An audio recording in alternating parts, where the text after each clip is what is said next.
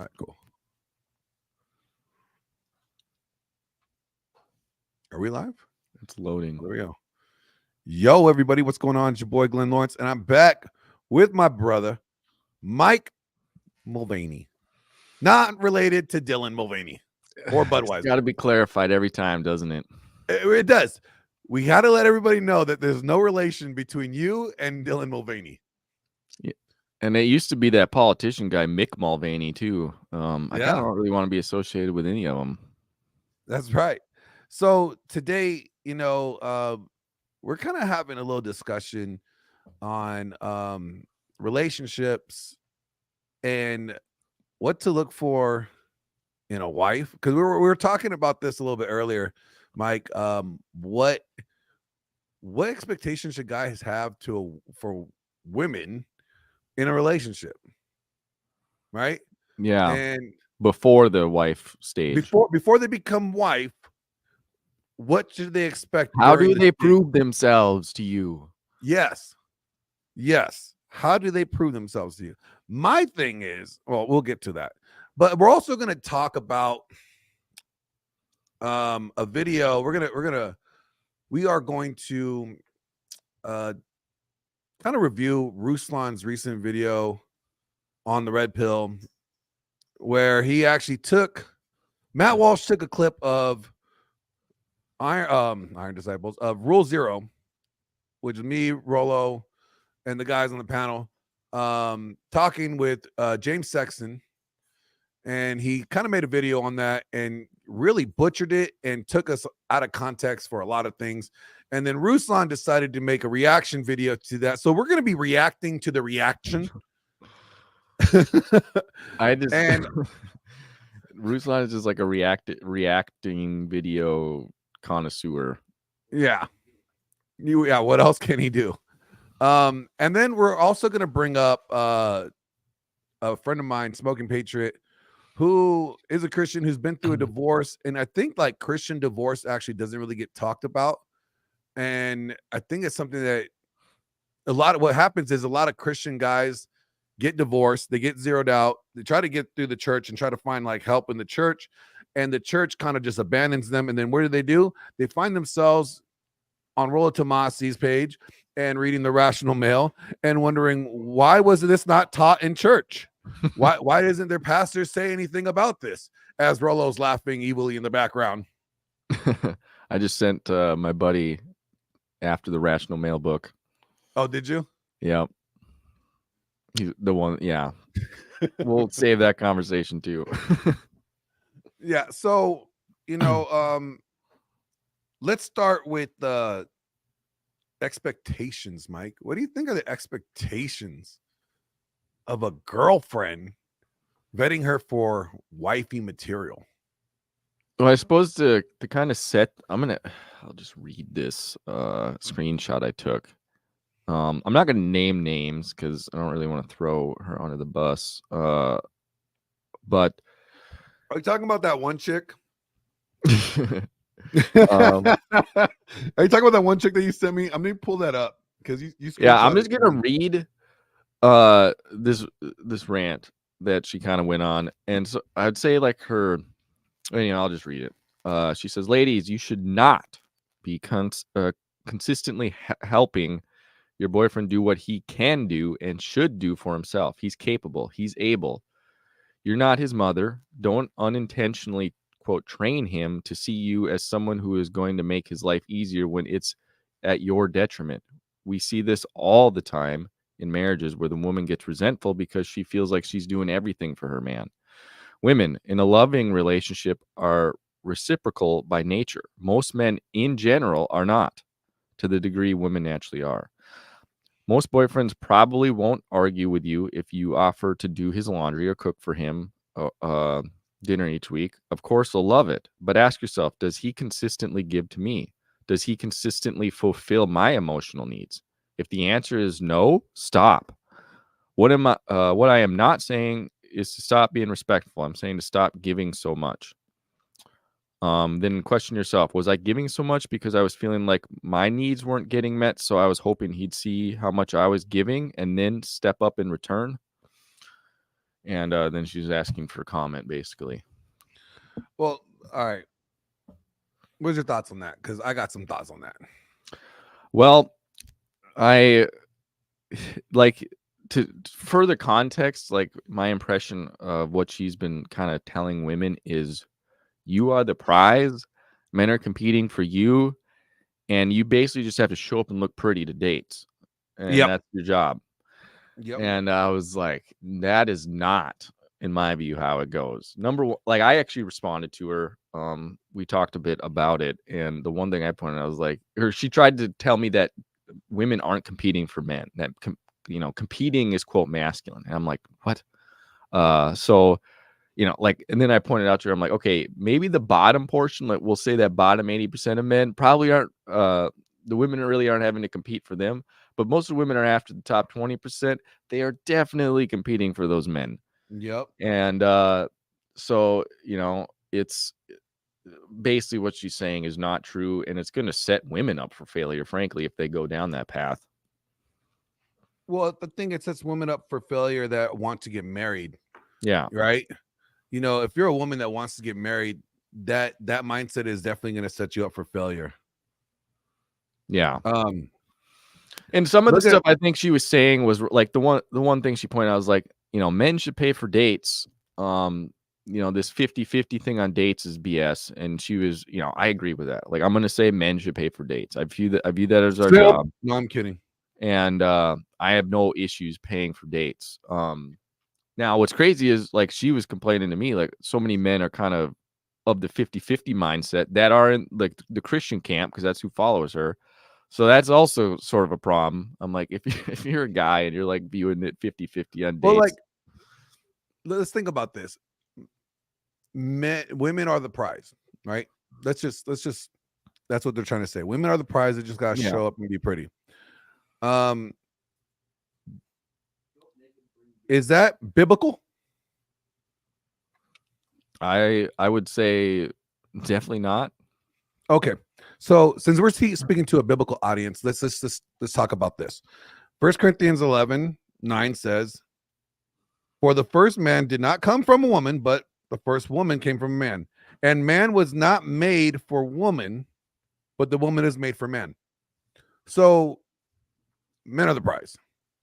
Women were made for men, not men made for women. So men are the gatekeepers to relationships. Women are the gatekeepers of sex.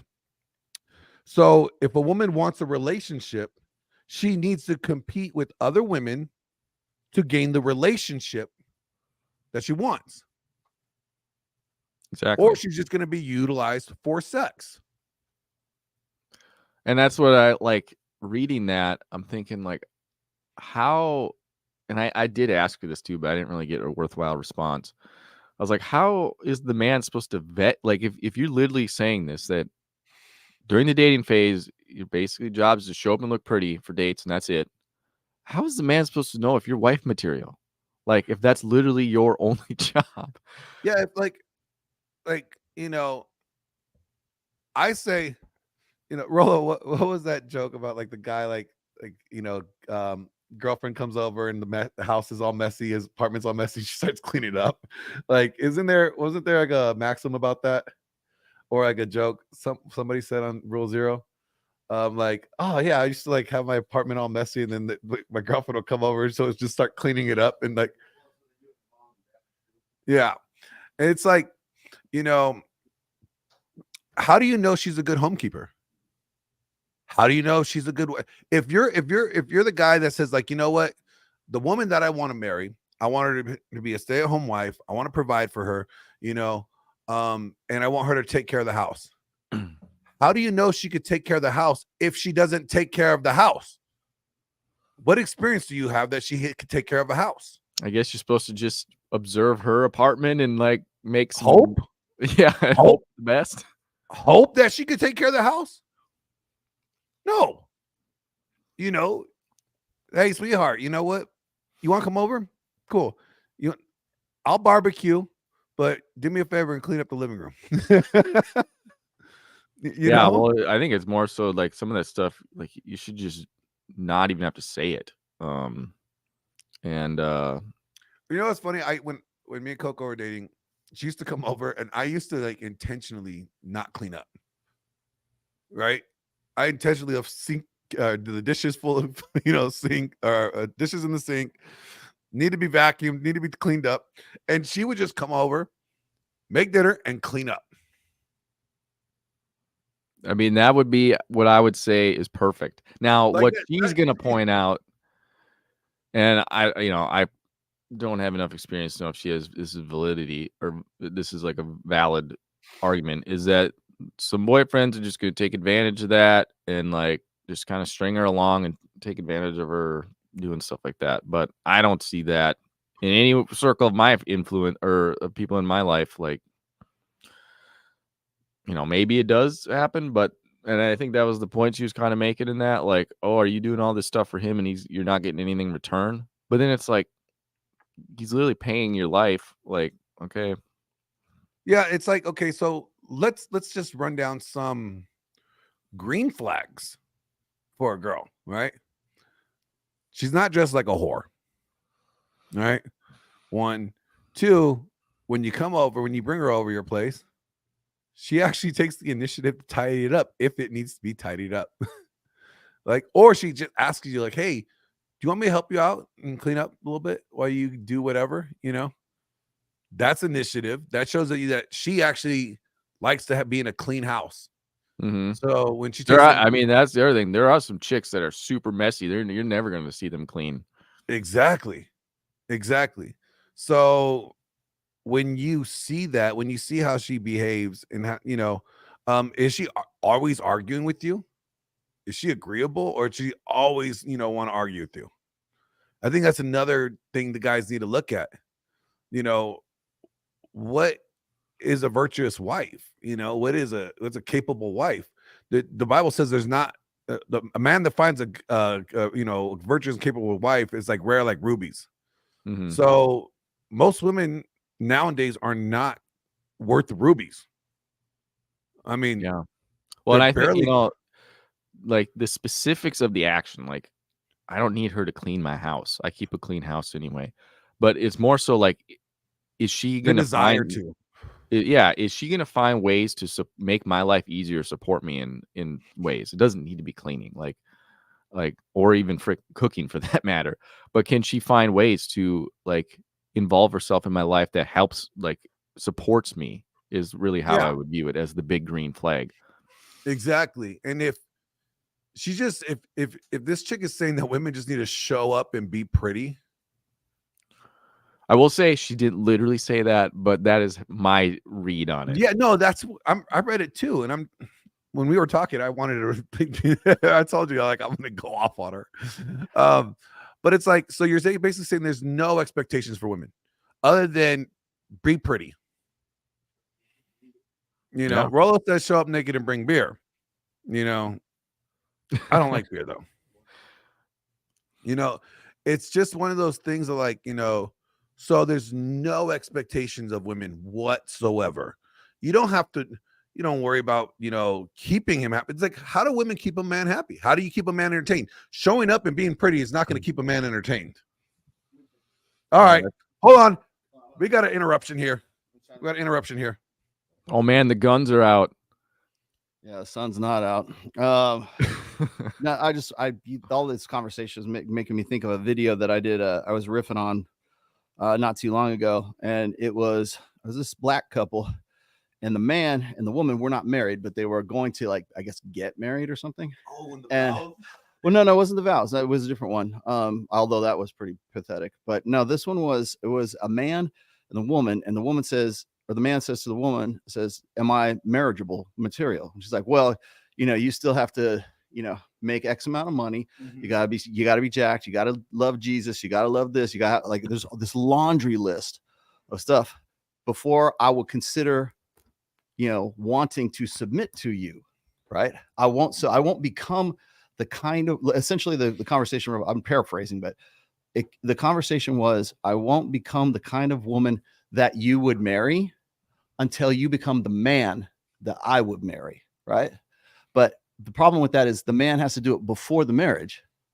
and she has to measure. Then suddenly she'll measure up. Then right? she just gets to show up and like, okay, I'll fulfill this now. Well, it's based on insecurity, is what it is. So what happens is the guy and the guy's like, so I have to have all of these lists of qualities before you will consider turning yourself into the kind of woman who would be a good wife.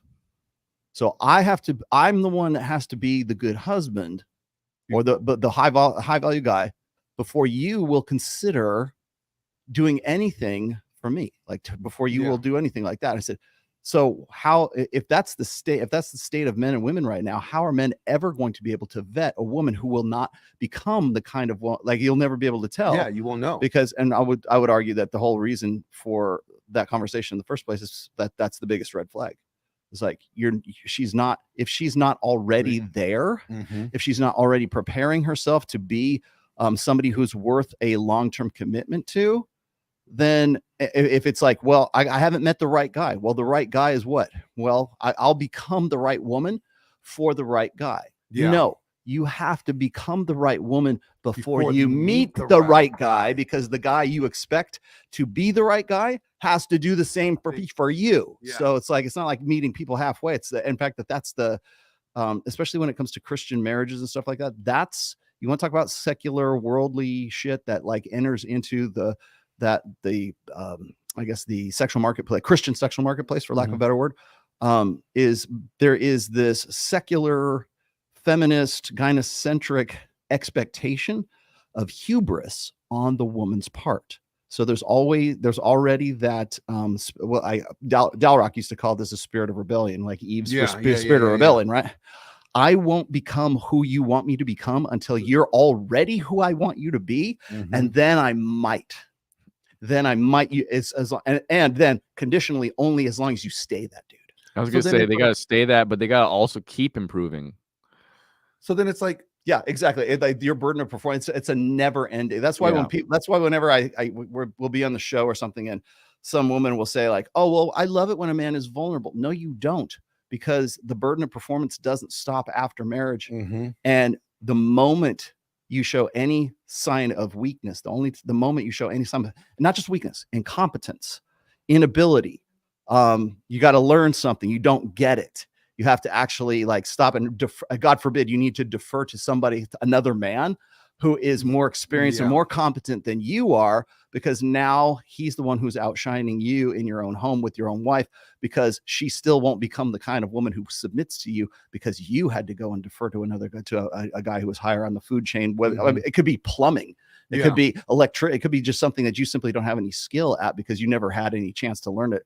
You can't be the jack of all trades that she wants you to be. And again, it comes back to that. I won't marry a guy, or I won't submit to that man who doesn't already possess all those qualities. So it's kind of like when Myron or myself talk about how there's that 400, no, it's a Royce, the 436 bullet point checklist that guy has to, and then you have to, knock off a few. I'm not saying you have to do the whole list, but like you got to knock off a lot of those. And sometimes the priority order of those requisites change over time. So if she needs more security, she needs more excitement, she needs more sex, she needs more whatever it is. It's like, it's up to the man to have this. You got to be her entertainment director for the rest of your fucking life. Right. Yeah. So, but then it's like, she can always fall back on, you're not measuring up, you're not meeting my needs, which is exactly what that woman said.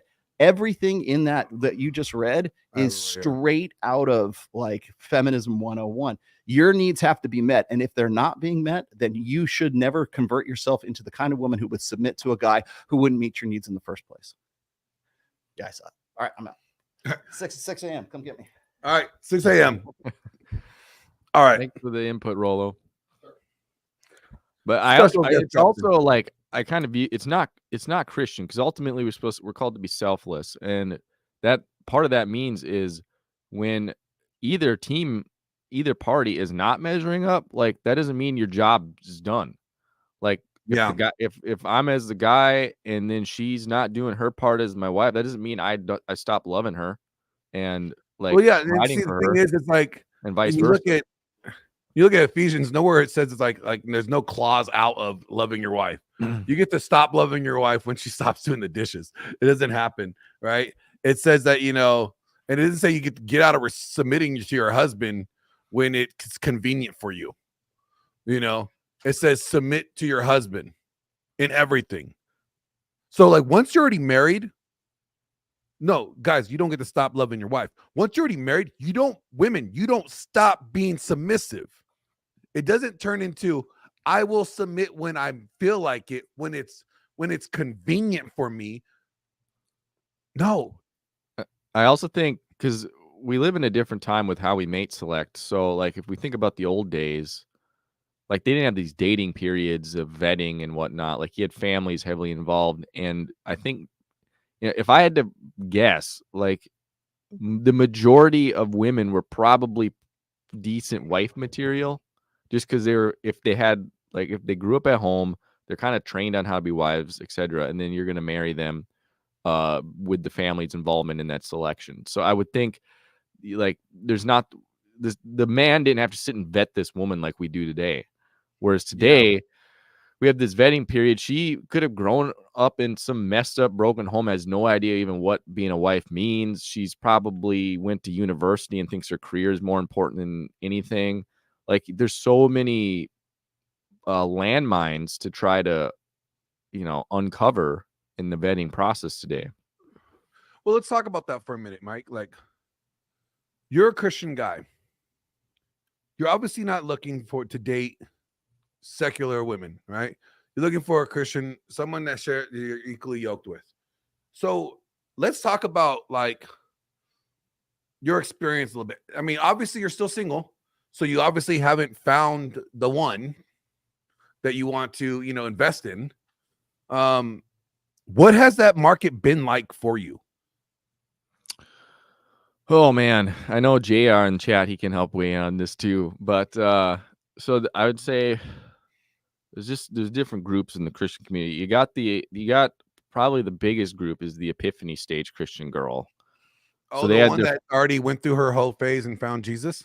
Yeah, she had her whole phase in her 20s, whatever phase you want to call it. And you know, she's 29 and talking to me. So there's endless supply of those girls. You know, if you go to a young adults group, you'll see, you know, a dozen at, you know, girls in their low 30s in those. And so that's probably the biggest group that you have for options as a Christian man. I would say if you're looking like a younger, if she's under 25 and beautiful and even a Christian, it seems hopeless. Like unless you catch them before, like unless they grow up in such a good home that the dad really does a good job on like keeping her out of the culture today, doesn't send her off to some public university to get warped. Because I've seen those marriages work. I've seen a lot of young marriages from good families marrying another kid from a good family, and you know, it's a decade later and they're all married still. So I think that can work, but I think it's kind of it's the edge case that, you know, it's not just the two people that matters. Both their families are really high quality. Because I think good marriage needs support network. I think a lot of these people fail because they don't have, you know, James talks about that. James Sexton on the podcast, he was talking about how community is so important with marriage because you do need good family, good religious community, I think, involved just all around to have accountability partners and whatnot.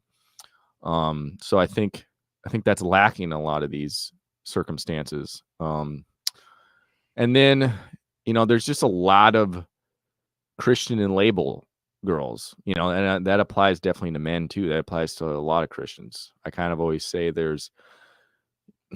I hate to say it, but like I view of the people that label themselves Christian, it's maybe 10% that I would really consider legit Christian. Like these are people that are like actively involved in a Christian community, actively reading and praying and like trying to grow their relationship with God, not viewing it as like a tradition that they show up to on Sunday.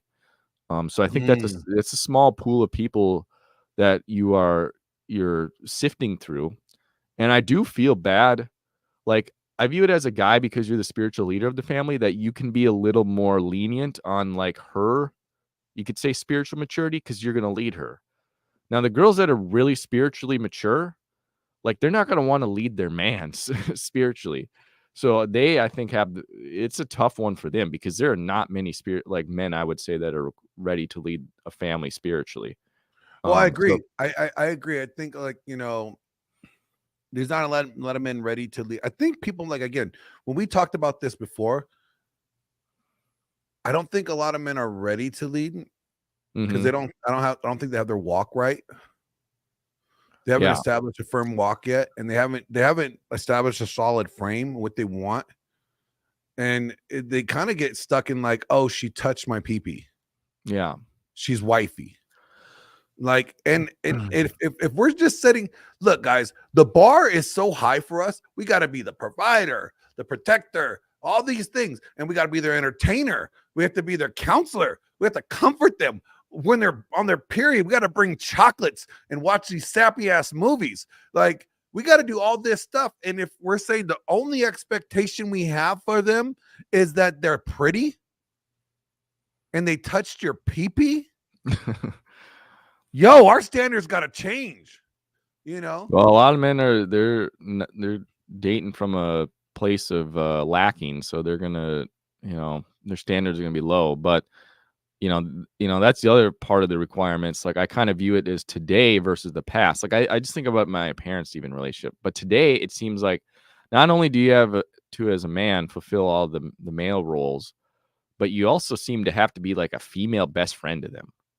No. Like I see that out of just the complaints they have, it's like, and I think part of that is female friendships today seem so fragile.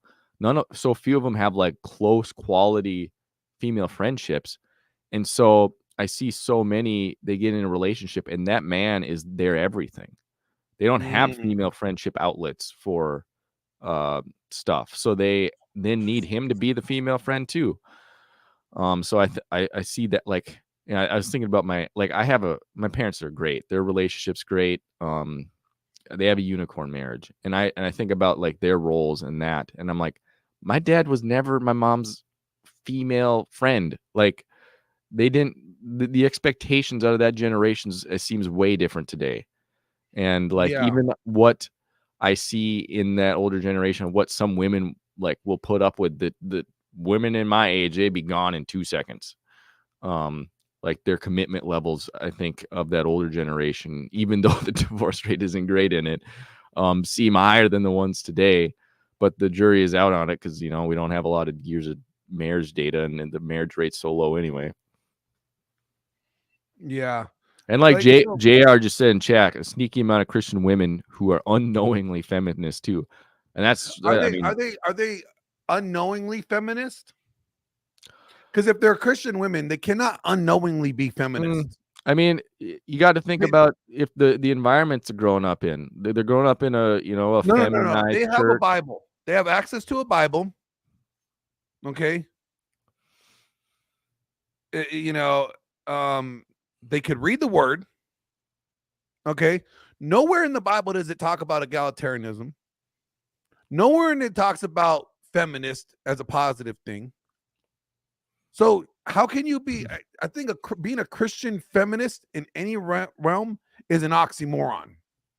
Well, you're also giving them too much credit at reading the Bible, Glenn. Well, then don't call yourself a Christian. I know, but remember what 8% read any sort of regularly? So we got to deal with reality. True. But it's like this. It's like, oh, hold on. I own 7 companies, a ton of employees. Oh, okay, cool. Different guy. It's like, so then they're just Christian by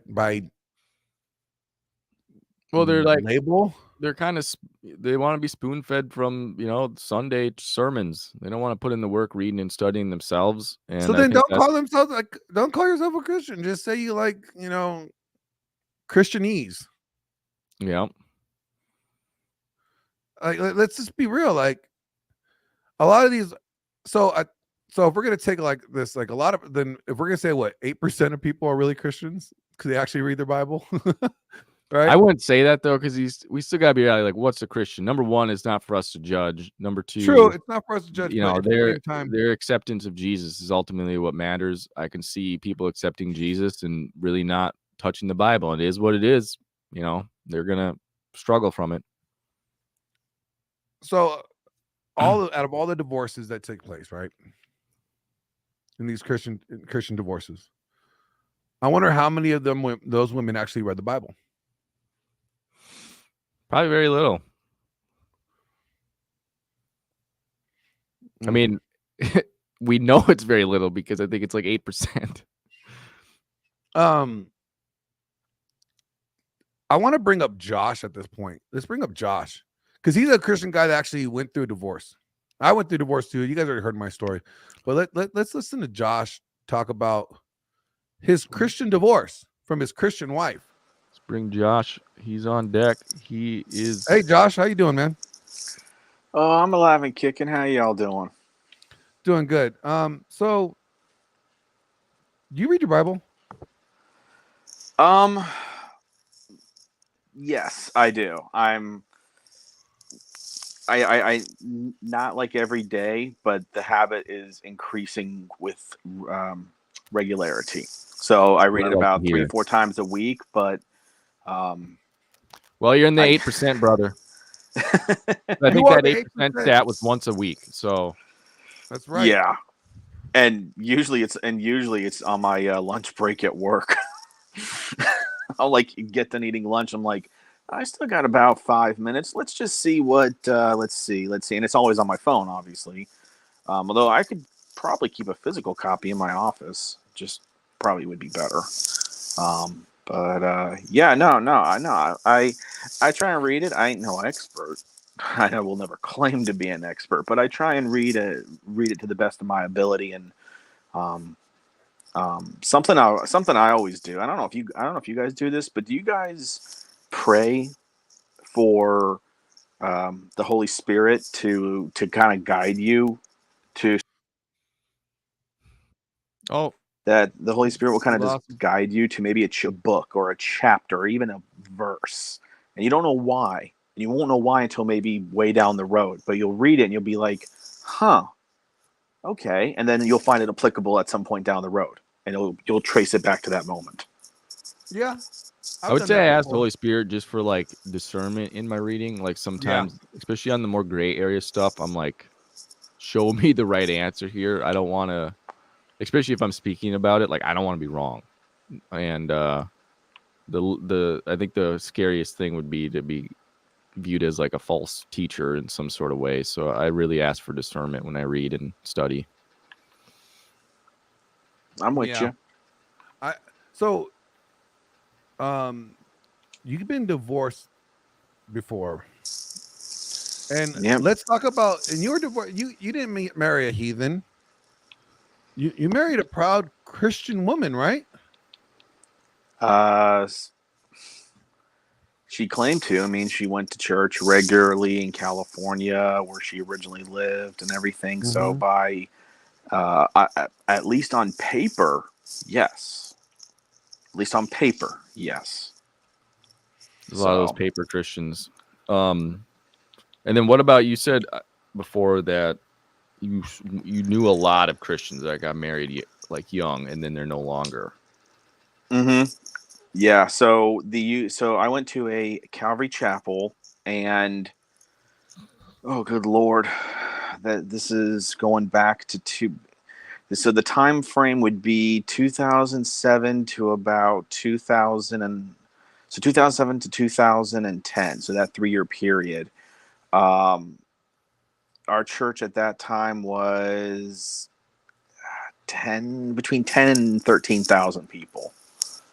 And the youth group was, I mean, it grew over time. And it was basically a mega church. Oh, no, it was a mega church. The building has the sanctuary alone seats about 3,300 people at max capacity. Nice. So, and the youth group, because I was the sound technician for that youth group all throughout junior high, high school, and up until my early 20s. I was the sound technician for the youth group. and I saw it grow from about 75 all the way up into mid 200s for a junior high, and senior high was probably about between 150 200. So you knew a lot of these kids then, and a pile of them got married when the age came. Yeah, at least in the group that I knew. Yeah, they all got married within about I want to say about a 3 year span, 3, maybe 4, but about a 3 to 4 year span, just after high school going into your early 20s. They all got married. Yeah. And what percent? Like what? How many of them are divorced today? To my knowledge, because I don't follow all on social media, but the ones that I do know are all divorced, say one, and that was my best friend. And that's my best friend. Him and his wife, they went to what was it called? Ocean's Edge Academy. It was started by Calvary Chapel of Fort Lauderdale. It was a worship college, and he met his wife there. And they got married at 19, and they're still together to this day. They live in Tennessee, have three amazing kids, and they are still very much in love, and had rocky times, but So they're the rare ones out. So in terms Yeah. of numbers, like what? So are we talking like this is a dozen, and then you got one that's survived? let's see, 1, 2, 3, 4, 5. Out of about, if you include my best friend, about 9 out of 9. Yeah, I want to say roughly 9, including my best friend. All but my best friend got divorced at some point. For reasons I don't know the reasons. I just know they got divorced, and the guy was blindsided and absolutely devastated. To the point where I literally just wanted to just give him a big old bear hug, like, because he was the most this is a guy who was like the star athlete on the football team, big, like 6'4" linebacker guy, like the guy who could rip you in half without even looking, but had a teddy bear of a heart, like of compassion for people who were hurting. I've never seen this man cry in my life, and I've seen him through rough stuff. This man broke down, and I didn't know. I wanted to give him a hug, but everyone was like, "You got to give him space. Yeah. You got to give him space." His wife just left him. Do you have any thoughts on like? Because I kind of come from the opposite situation. Like I know probably at least a dozen marriages in that same age group, and none of them are divorced. So is there any thoughts that come to mind on like why is that group so bad? Like, is it the church setup? Is it? I think the church setup, because okay, so I'm not going to say the guy's name, obviously, but I knew him from, when was it? When I was 14 years old. I knew this guy in youth group. He ended up like co-leading worship. He met one of my close friends that I knew back from junior high in the church. They eventually get married. And again, so I don't know all the details. I just know what he told me. So basically, they were starting to argue all the time, and they both worked at Blockbuster at the time. Yes, Blockbuster. This is going that far back. Well, I can see why they broke up, because Blockbuster went bankrupt, and then Yeah, this is before it went bankrupt. But they worked at Blockbuster. They were fighting for, he said, several months. So I'm taking him at his word on that. They had a friend who transferred to a Blockbuster in Texas. She abruptly goes to Texas, and remember, they're still married. Okay, just keep this in mind. They're still married. She goes out there, has a 3-month fling with the guy. So Gets pregnant. Hold on, let me get this right. This is somebody you know. I knew them both. Yes, you knew them both from youth group. Yeah, one from June. One I knew when I first started going to Calvary's youth group, Uh-huh. and then actually no, prior to Calvary, because we were in a homeschool group together originally, and then when we went to Calvary, that's when I'm like, wait, she goes to Calvary Chapel too. So she was a Christian, Mm-hmm. and she decided to leave her husband, fly to Texas, and have an affair on her husband with this other Blockbuster employee. Mm-hmm. Exactly. And then she came back, and then not long after, filed for divorce on the grounds of abuse. Oh, how convenient. And then the court battle was very long and lengthy. A lot of late nights at Starbucks with the husband, the friend of mine, just talking about stuff, because literally he was pretty much ostracized from the church. Remember, this is a mega church of like between 10, like you said, between 10 and 13K at this point. And all the women that he knew, all girl, remember, this big youth group, he was pretty much ostracized from it. And I sided with him because I'm like, wait a minute. She flies out, has a 3-month fling, comes back pregnant, and he's in the wrong for supposed abuse that was not physical, by the way. It started out first as verbal, then it became verbal and mental, then it became verbal, mental, and emotional. It literally changed as the divorce process went on. How did they know? So she's pregnant, but how did, like, I would assume it could have still been tied to him. Was so it? was Is there, what I'm wondering. yeah, So- paternity. Did she come check back later pregnant? She refused to get a paternity test. He demanded it. Like he said, like, this divorce proceeding is not going to continue until I get, and I quote, a GD paternity request. This is what he literally told her. Darn paternity test. Yes, that's what he told her, and she refused. Because he wanted to find out if the kid was his, because he thought it was his. And then several more months go by. She eventually does get the paternity test. He finds out it wasn't his. Man, So he was broken up for years. This is all within a church community. Oh yeah, and all the girls that I was friends with growing up through high school, the worship team, all this stuff. Like, we went on retreats. Like, we go to retreats and worship conferences as a worship team. And since I was the auto technician, I was considered part of the worship team. We went to like retreats and conferences that the church paid for. And these girls I knew, because I sided with him, because I'm like, what she did was wrong. Because of that, they all have not spoken to me till this day. you just got banned and canceled. You got Pretty canceled much. from the church? No, from basically that inner sanctum of friends that I had. I was basically kicked out amongst. I would assume they would have found out about the paternity stuff later. Did they have any change of opinions? Oh no, they knew. Oh, So well. they knew that They knew what she got did. Pregnant. They knew that she got pregnant with somebody else that wasn't her husband. Mhm. And then they didn't want to talk about her affair. They wanted to talk about this alleged abuse that nobody could prove that took place. Correct. And what was funny, actually, so this is when you could say the red pill was planted in me. It had not even begun to take root yet, because at this exact same time, this is a separate thing that happened, but I used to work at a movie theater, and a guy was basically almost Me Too'd before Me Too was ever long a thing.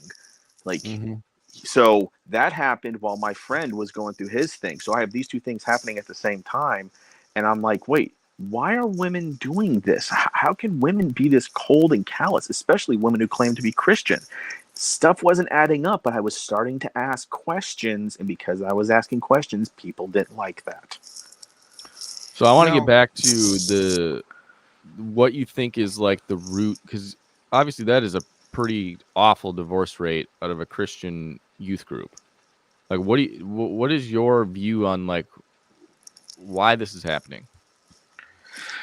Like, is there some crazy feminist ideology going through that church? Like, what do you think's going on? So I think there is, because and I know people don't like to hear her name, but Pearl does bring up this point where we've had several generations of feminism taught to men and women since basically the late 60s, essentially. Like, gradually more and more it became pronounced. And I would agree with that, and I would agree that many churches feel that way, because you know, like what happened with Glenn's situation, and I've talked to some other guys, similar situations where they had marital problems and they got divorced, and the church threw all the blame on the man. Now, am I saying the man was blameless? No. I mean, every man, I would think, in a divorce has some level of culpability to some degree. I mean, nobody's truly innocent, but Mhm. the sole person of blame that holds the majority is the woman most of the time, and they're never held accountable by the church. And so, I mean, Glenn's got that story, I've got that story, and guys from other churches I've talked to in other states have that. So it's not just isolated to California or Texas or Florida, wherever. I think it's I don't even think it's a United States problem. I think it's a um, Well, it's Western culture. Western culture. Well, not even Western culture. I would say, as Andrew Wilson, I think, once put it, a Protestant problem, because at least the Catholic Church and the Orthodox Church, there's a hierarchy that you're accountable to. Like, you can be excommunicated and this stuff. But think about the Protestant Church hanging gay flags up, kissing the feet of black people during the BLM riots. You know, all these different things. I'm not going to You lay know? that at the feet of the Protestant church. I'm going to lay that at the feet of like specific groups, because I have spent my life in Protestant churches that do not reflect any of that. And I was actually, we were talking to Andrew the other day, and he was bringing up some of that stuff. And I'm living in Florida. I moved down here 4 years ago. I've tried out a ton of churches. Not one of them is going to be hanging any rainbow flags anytime soon. Like, I haven't found issues really with most of them.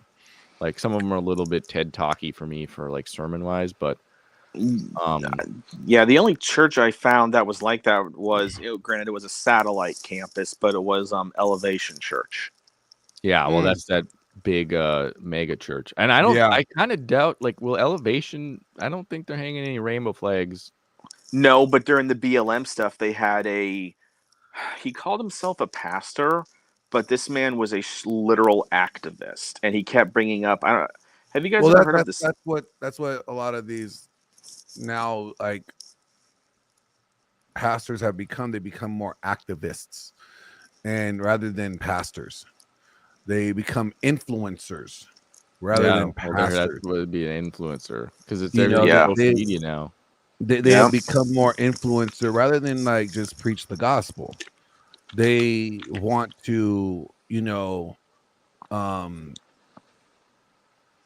just be more like socially acceptable, promoters. Do you think part of this problem that we just described, this divorce, like, the other thing I foresee being an issue here is the church not preparing neither side of this marriage? So you got 19-year-olds getting married who have, in today's culture, growing up way more immature than 60 years ago. And you're tying them, tying the knot with them for a lifetime, and they barely even know anything about life. I feel like these people are not prepared. No, I think they're setting them up. I think, like, look, this is why I say, like, marrying young is not a good idea today. It may have been a thing yesteryear. Again, we can't be bringing 20th century like ideas and ways of thinking into the 21st century when that doesn't work. Today, like, back in the day, making $20 an hour was a good wage, right? Oh, yeah.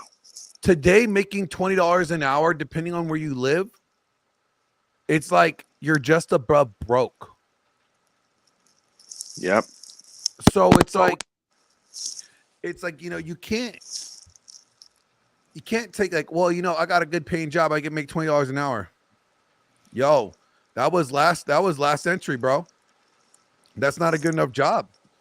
So it's like, guys are not, I think that until you get yourself situated financially, until you're in a position to where you could afford and provide for two, you can provide for a family financially on your own, don't get married. Don't get married, because all you're doing is you're walking into a situation with more problems. You're setting yourself up for failure with more problems because you're not in the position that you need to be financially to take on the responsibility of a marriage. Yeah, I think Well- you're dealing with a different version of the women. Like, you hear so many stories out of like the boomer generation of like this couple that got together. They were like barely able to support themselves in an apartment, and going through really hard times, and then they end up having a kind of a Disney fairy tale. Today, that's not what's happening. Well, I mean, let's also remember too is that the church has, because remember, the church community was like basically like a family. Like, I mean, like everybody would get together, hang out constantly, what have you. Nowadays, it's not like that so much. It's very, I've told Glenn this, it's very cliquish. Like, if you ever go into a church of maybe, say, 1,000 people, you all of a sudden see all the little groups. You'll see them like spread out, looks like chicken pox, kind of just everywhere, the little groups. And you try and talk to those people, they're like, sorry, we're circling the wagons. You're not allowed in. It's no longer a true community. And the parents, because that's the thing, especially here in America, we're so focused on our lifestyle. I know so many quote unquote Christian marriages where they want the lifestyle. The wife, she wants to always have her nails done, going out to the salons. They want to drive the BMWs or this or that. It's so much about lifestyle. And the Well, that's mega what Rollo church. says, women marry a lifestyle. They don't marry the man. right. And that's the thing is that if you have that mentality, you're going to impart that into your kids. Yeah. So Let's you go get. Let's go ahead and play this video, and we'll pause it throughout and just kind of like riff on it.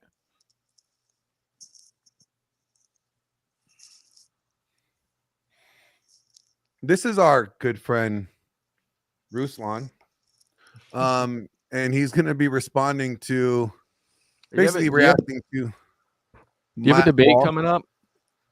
Yeah, him and I.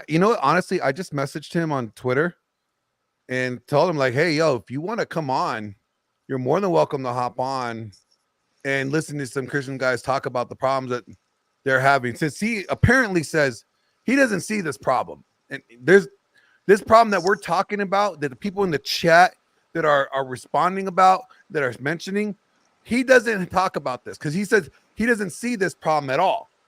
No. This is not a real problem. This is all made up, according to him. We inflate the numbers. So Ruslan, come over here. All right. Step in the ring with Daddy. All right. I'll teach you a few things.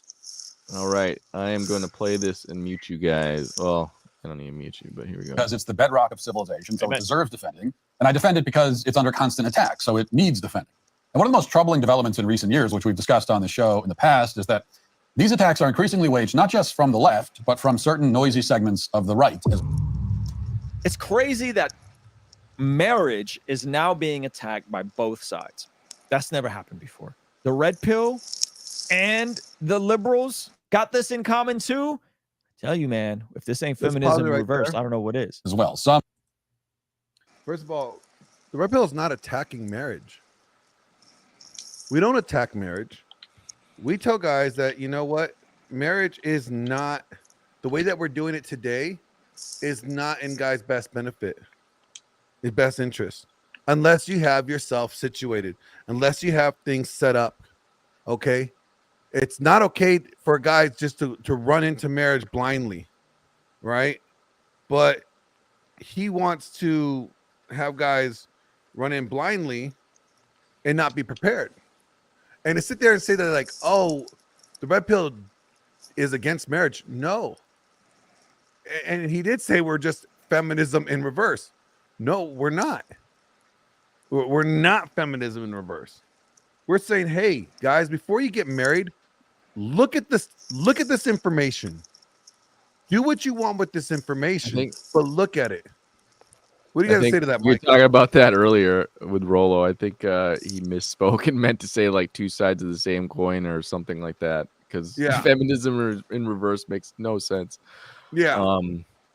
But yeah, I think it's unfortunate that they always straw man the red pill, in these conversations, or it's like their only view of the red pill is from Pearl or someone who, like, I feel like they just, like, when I look at Matt Walsh talking about Pearl, like, he's literally just taking her bait. Like, she is so hyperbolic in her tweets and stuff. And it's like, you just took her bait, bro. Like, that's just how she is. I think, it is what it is on how she kind of communicates. But I think if I had to, kind of play a little devil's advocate on my issue with the red pill, is they don't communicate the alternative enough. Because I think they got the diagnosis right. But I'd love to hear the covenantal marriage ideas talked more about, just ways to do it other than the state contract. That is a bad deal, because men want families, men want a committed relationship, and so let's talk more about the solutions.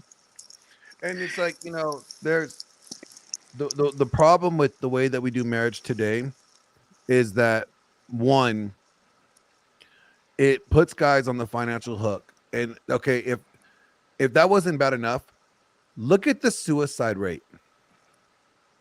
All right. Look at the suicide rate when it comes to post-divorce.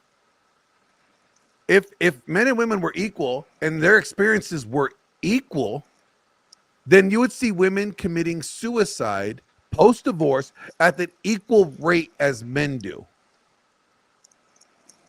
But why aren't they? Well, you can say, well, women go to counseling.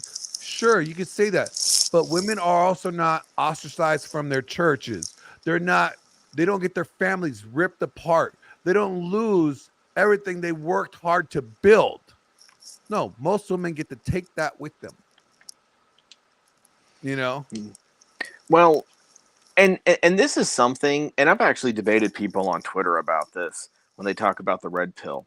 I said the red pill isn't a manosphere thing, because you can be politically red pilled. You can be the red pill is not, it doesn't have to be about intersectional dynamics, men, women, all that. It could be a political thing. It could be it could be a gaming thing. Could be about movies. You're like, oh my gosh, I didn't realize all this. So this is something I think that, especially people like him, Matt Walsh and whatnot, when they talk about the red pill, it's been so tied to the manosphere because of like Fresh and Fit, whatever, Andrew Tate, all those guys, all those things.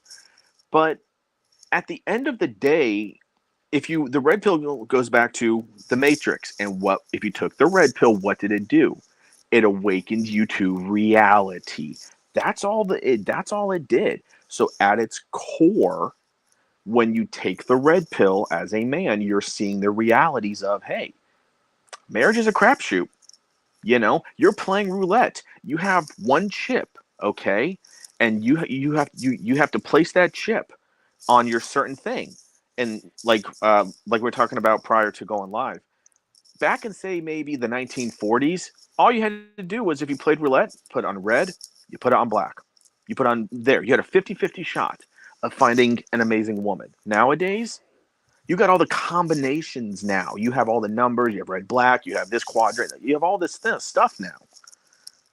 So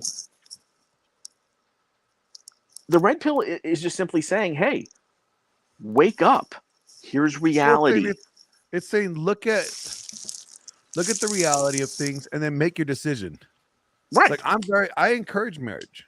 I don't encourage a state-involved marriage. And I do like what Andrew Wilson said. Like, if you're Christian, if you're not Christian, why are you even getting married?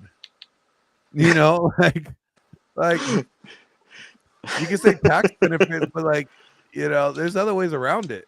Let's continue the video. I just wanted to point that out. That red pill is not the reverse of feminism. It's not what Ruslan says it is, because we are actually very pro-marriage. We just don't like the way that it's done today. The way that it's done today, the legal system has it set up against men. Josh, Someone reported that your mic must be like dragging against your shirt or something. There's some background sound with yours. Oh, sorry. I was okay. Yeah, no. So I was doing something in the background. I didn't realize it was picking it up because I was trying to be as quiet as possible. Right-wing influencers with legions of young, mostly male fans have decided that men should abandon marriage and family life and go their own way. And these influencers, many of whom consider themselves a part of the so-called red pill movement, pretend to despise feminists, and yet we don't tell men to abandon marriage and go their own way. All right. There's groups like the MGTOW that men going their own way. Yeah.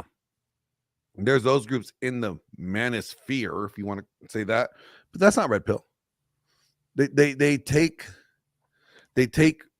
what MGTOW does is they take the red pill information and then they just get nihilistic with it and then they go their own way.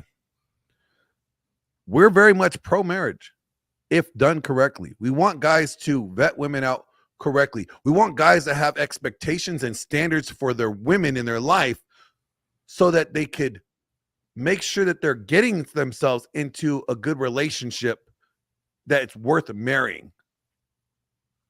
You know, the tools of the red pill, we don't give prescriptions, right?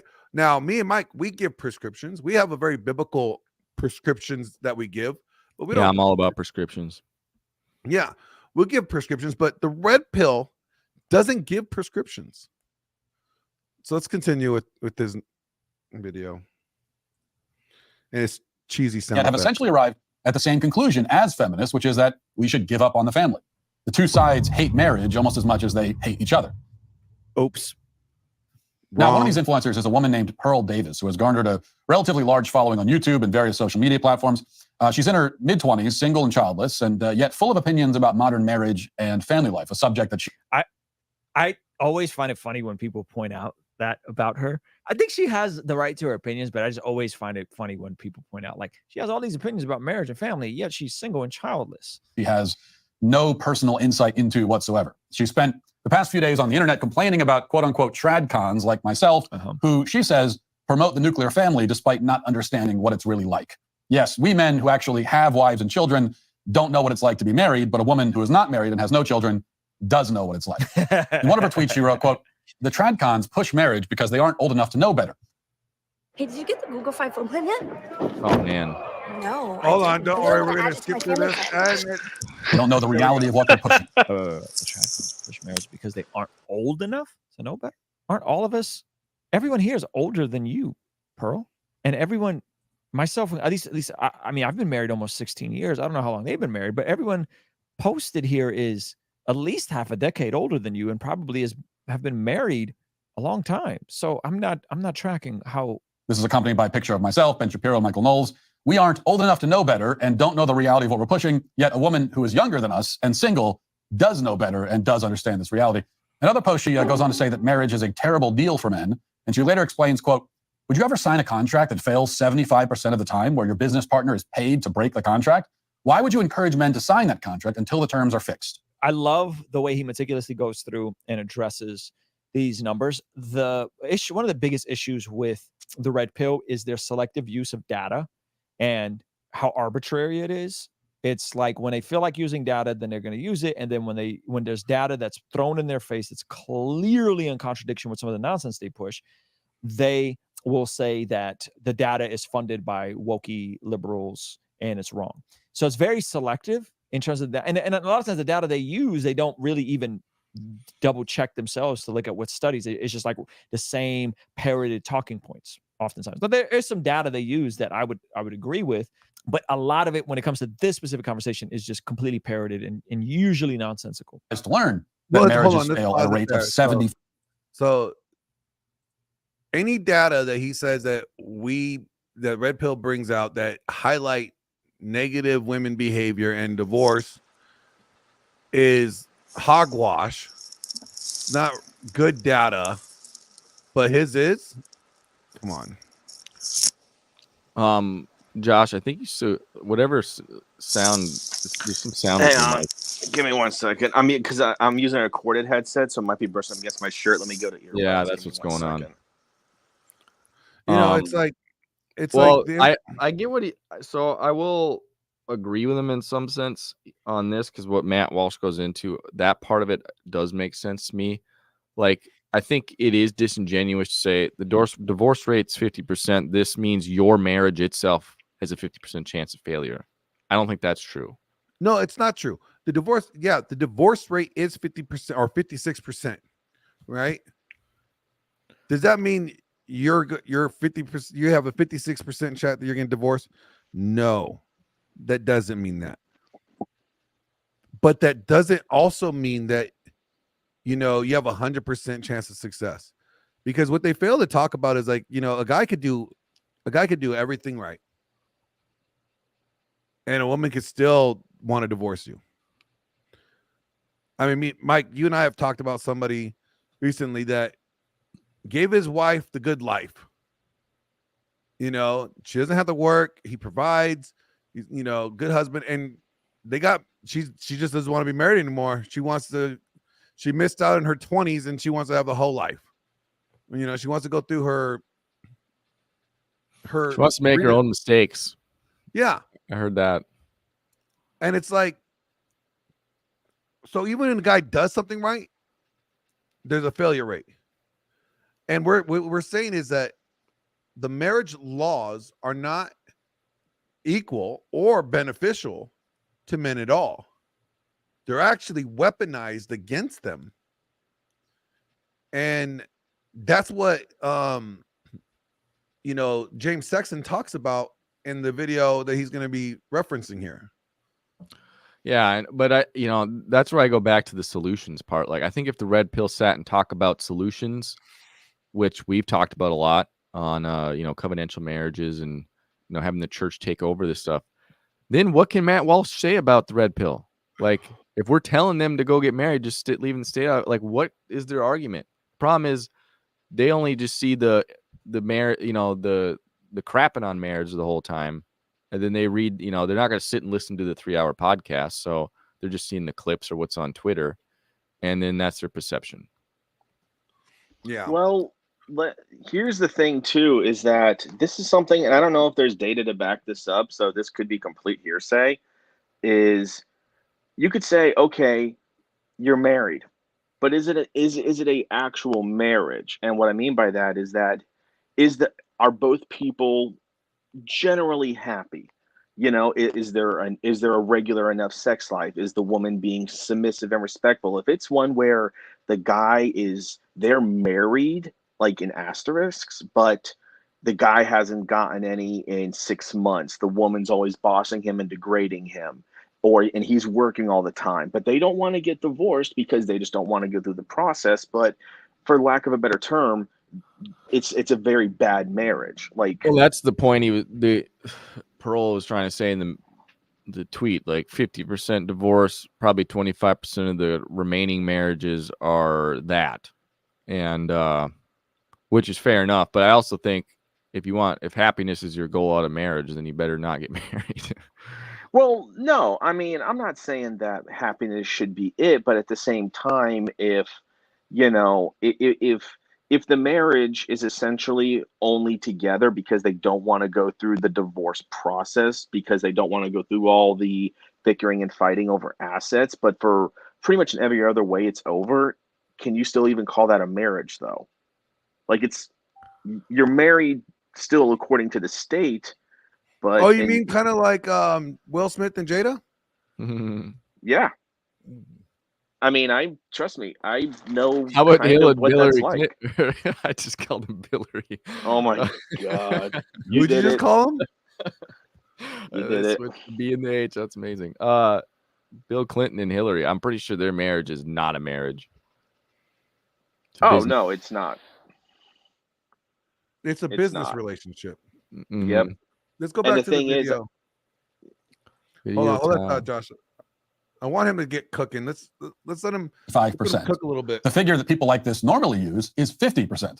And the claim that 50% of marriages end in divorce is already spurious, and we'll have more on that in a moment. But 75%? I was wondering where that number came from, so I scrolled down and I saw something that she reposted from an alleged lawyer who said this, quote, "It's not 50-50. That only accounts for divorces. Another 25% on the negative side for miserable men trapped in cheaper-to-keeper marriages, unwilling to risk financial Like destruction Will and Smith? loss of their children.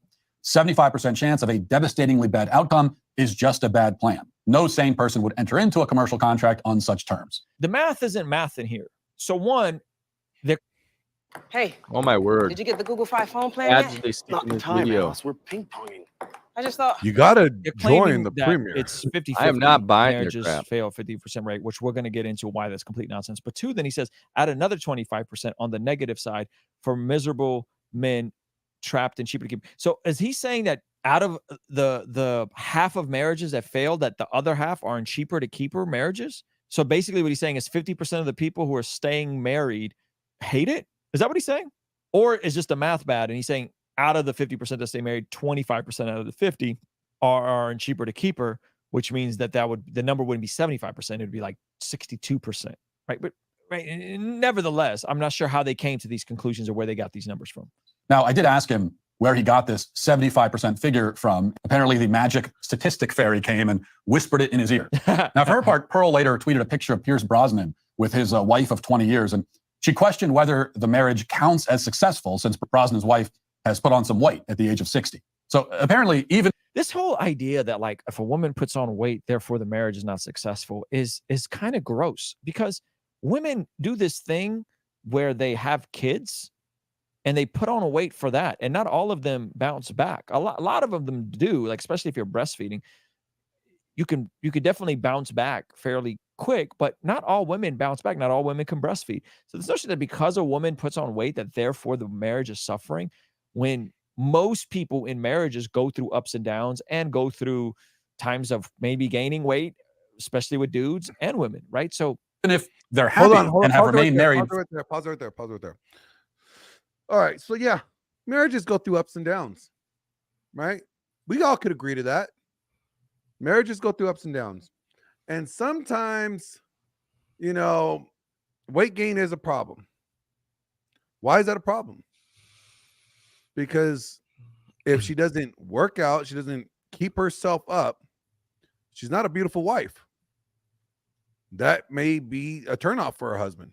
Now, also ups and downs. So it's okay for women to go through ups and downs of the weight and get unattractive, right? Women should not be working on themselves, apparently, Ruslan. But a guy can't lose a job. Oh, no. If you, for some reason, you fall in a season, you're in a downward slope and you can't provide, and she has to work. Oh, you're failing. She has the right to divorce you. The ups and downs have to be equal, right? Or they're not equal. I'm confused. Well, I will say her tweeting about that. That's where she I feel like tweets to just incite people, because I wouldn't say that that's the topic to go down. But no, but what I'm getting at is like I care less about like what Pearl said. I'm talking about like the ups and downs. So he's saying like, well, women go through ups and downs and weight. Well, men could go through ups and downs too, and weight, and also jobs, right? And actually, an obese woman does cause problems for their weight, or not just the weight, but for bringing in a child in. mm-hmm. Child could be born with complications because of her being obese. So, like now you're talking about your children. Okay, so it's like, shouldn't there be a standard? Can't you not expect your wife to maintain a good health?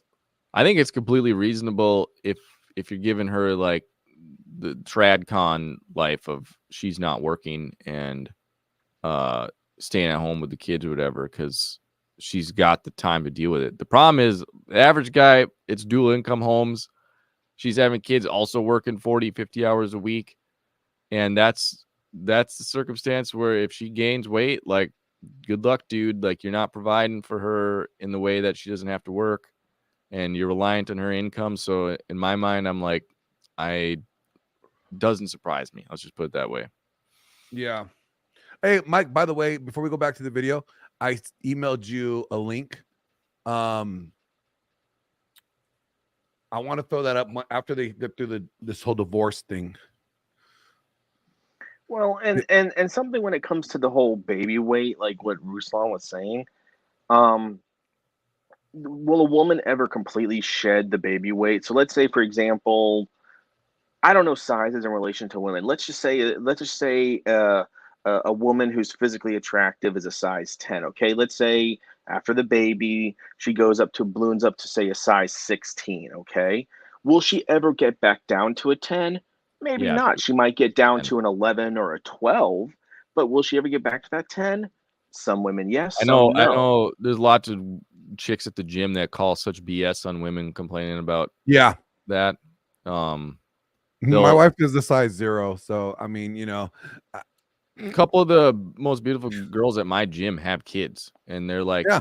they just like think it's such BS that women complain about, like, I can't get rid of this baby weight. Like it's no, goes it's that way you too choose fast. not to. You don't want to put in the work to get rid of the baby weight. Let's get it right. Yep. Let's go back to the video when you can. Yeah. And then did you For get 2 that decades, email? they still might fall into that 75% failure rate because they have not both remained in supermodel condition into their 60s. This debate on social media brought out the rest of the marriage skeptical crowd on the right. A bunch of these red pill influencers decided to hop on an emergency Zoom call and spend. Oh my word! I think Mike just kicked himself out. Okay, we're gonna start a GoFundMe so he can get a year of YouTube premiums. All right, you guys, start sending some super chats so Mike could get a year of YouTube free, so he doesn't have to do. Then did I just screw up StreamYard? I actually hit my mouse back button, which like just backed me out of StreamYard. No, we're still no. You didn't ruin Okay, that we're StreamYard. good there. No, Yeah. you just popped out. Okay, well I'm I'm trying my best. I'm not supposed to be the producer here. Now of course I have Well, to. I wear the hat that says Mr. Producer. And this Yeah, is why funny. am I the producer here? On Mike's my like, little look, I'm just laptop. a pretty produce? face on here, okay? When I normally produce, I produce from not being on camera. All right, here we go. And the rest of the Daily Wire crew, and our reckless promotion of society's most fundamental institution. Now, there's one clip here that you should see. This is apparently a divorce lawyer who says that the failure rate for marriage is not 50% and it's not 75%. It is, in fact, even higher. Listen. I think marriage can be successful, of course. It's just not something that's as scalable as we as a society are trying to pretend it is. Marriage is, and I've said this 100 times and I'll say it 100 more, marriage is like the lottery. You are probably not going to win, okay? You're probably not going to win. Don't make that your 401k. You're probably not going to win. But if Gross. This is probably the worst thing you could tell young people. you win, what you win is so great that I don't blame you for buying a ticket and trying. I personally don't buy lottery tickets. But when somebody says, yeah, I played the lottery, hey, man, somebody's got to win. And you know what? As long as you're not blowing money that you need for food or to put shoes on your kids' feet, you're not hurting anybody. Go out, give it a try. So I always tell people, listen, marriage, when it works, when you have somebody who's married 20 plus years and they're still crazy about each other, that is the exception, not the rule. This is a sickness of the highest order.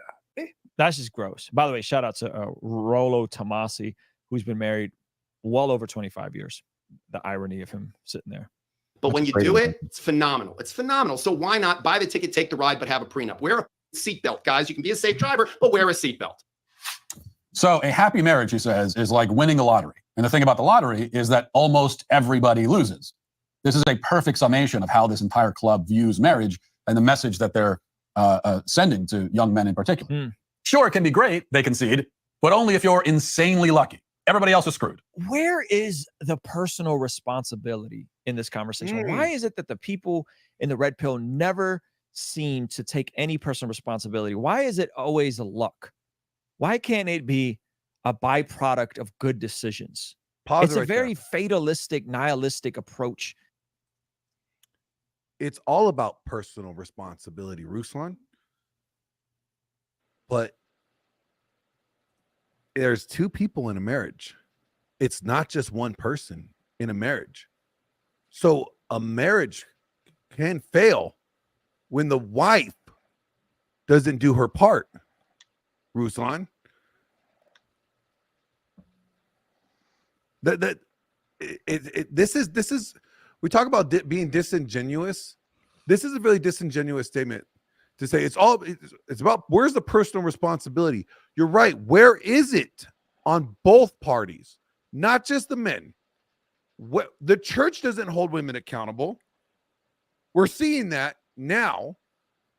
And not all churches. Let me clarify this. Not every church is doing that. But we are seeing that sects of churches are not holding women accountable. A lot of the mainline churches are not holding women accountable. You know, so if you're not holding women accountable, but you're only holding men accountable, then you are failing marriage. Well, they're also viewing their own marriages through a lens that is, basically a unicorn. You're looking like the Daily Wire guys. They're all like their wives aren't going to do better. Like these guys are all millionaires. Like they get their wife probably gets to live the TradCon dream.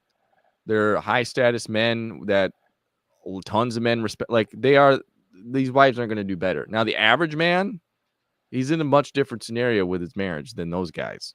Yeah. Yep. Let's go back to playing it.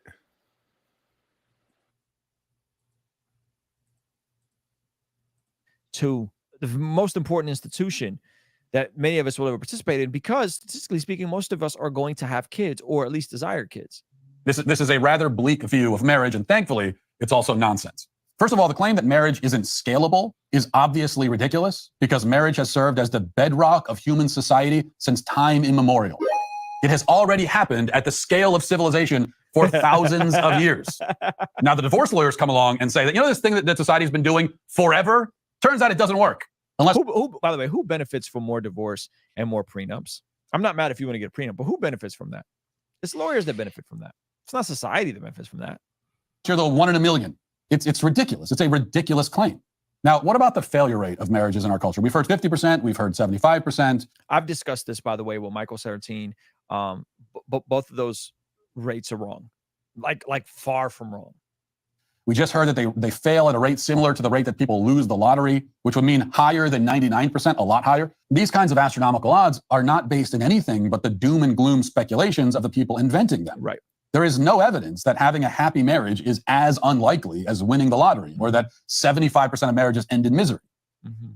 Hey, did you get the Google Fi phone plan yet? No, I So- didn't. I'm going to add you to my family. I'm gonna pull up. And what about the 50% number? Well, this is at least is a familiar. So the rates that I got here says the current divorce rate is anywhere between 35 to 50%. All right. Yeah, like that's a weird thing too when you think about like what's the definition of this rate? Like, are we talking first marriages in the lifetime of a human being ends in divorce? Yeah. So because then you have to look So back. what at they people do that have is been- and this is what James Sexton explained. They take the three marriages, like the first marriage, second marriage, third marriage, right? And they say, okay, first marriages end about anywhere between 35 to 50%, right? Second marriages end about like 67% of the time. And then the third marriage is like at 73. So a medium of that, right, is like, I think it was like 56%, right? And they're like, so divorce rate, marriages end at a 56% rate, okay? And to kind of give people an idea of, the rate. Now, the divorce rate statistics in America as of 2023 is 2.3 per 1,000, right? The marriage rate is at 6 per 1,000, I believe. Hold on, let me find this right. Yeah, the current divorce rate is 2.3 per 1,000, right? So, and the marriage rate is at 6% or per 1,000, right? Let me just double check that. Yeah, 6 per 1,000. So 2.3% from 6% is what? It's not percentage though; it's per thousand, right? Right? Or, Yeah. Well, it's marriage rate is 6 per 1,000. Yeah, and that's why those numbers are kind of like So the let's just averages do- are irrelevant to us anyway. Because I think So no, let's just do, let's say 6 at 2.3, right? You're So looking at 30 something percent. okay, so Like was like a little over 30%, little roughly. yeah, so it's close to say divorce rate is still at 30, about 35%, right? mm-hmm. So it's not less, and the marriage rate has dropped. So the divorce rate has dropped as well. How do you know? Well, because if people are not getting married, they can't get divorced. Right. So they're saying, well, the divorce rate is on the decline, but the marriage rate is not on the incline. So when he speaks about the divorce rate here in a minute, we need to understand that you could say, yeah, the divorce rate is going down, but nobody's getting married. The marriage rate has dropped from 9 point something per thousand to 6% per thousand. So of course you're going to see a lesser a decline in divorce rate when there's a significant decline in marriage rate. Yeah. What I'm just more interested in is how are the last decade of marriages doing? Like the boomer generation and older millennials, I'm kind of less like, it's just a different time. I think right now it's uniquely a mess since social What's media funny is was, like my dad is on his third marriage. 3. All right. First 2 didn't work out in his favor. Now this chick is about my age. And my dad is like 20 some odd years older than me. So it might work out, who knows? But it happens far too often. So at 35%, right? Let's look at okay, what is the US population? So to play devil's advocate again, if it is 35%, are the red pills spouting 56% being disingenuous with that number? The red, like people like,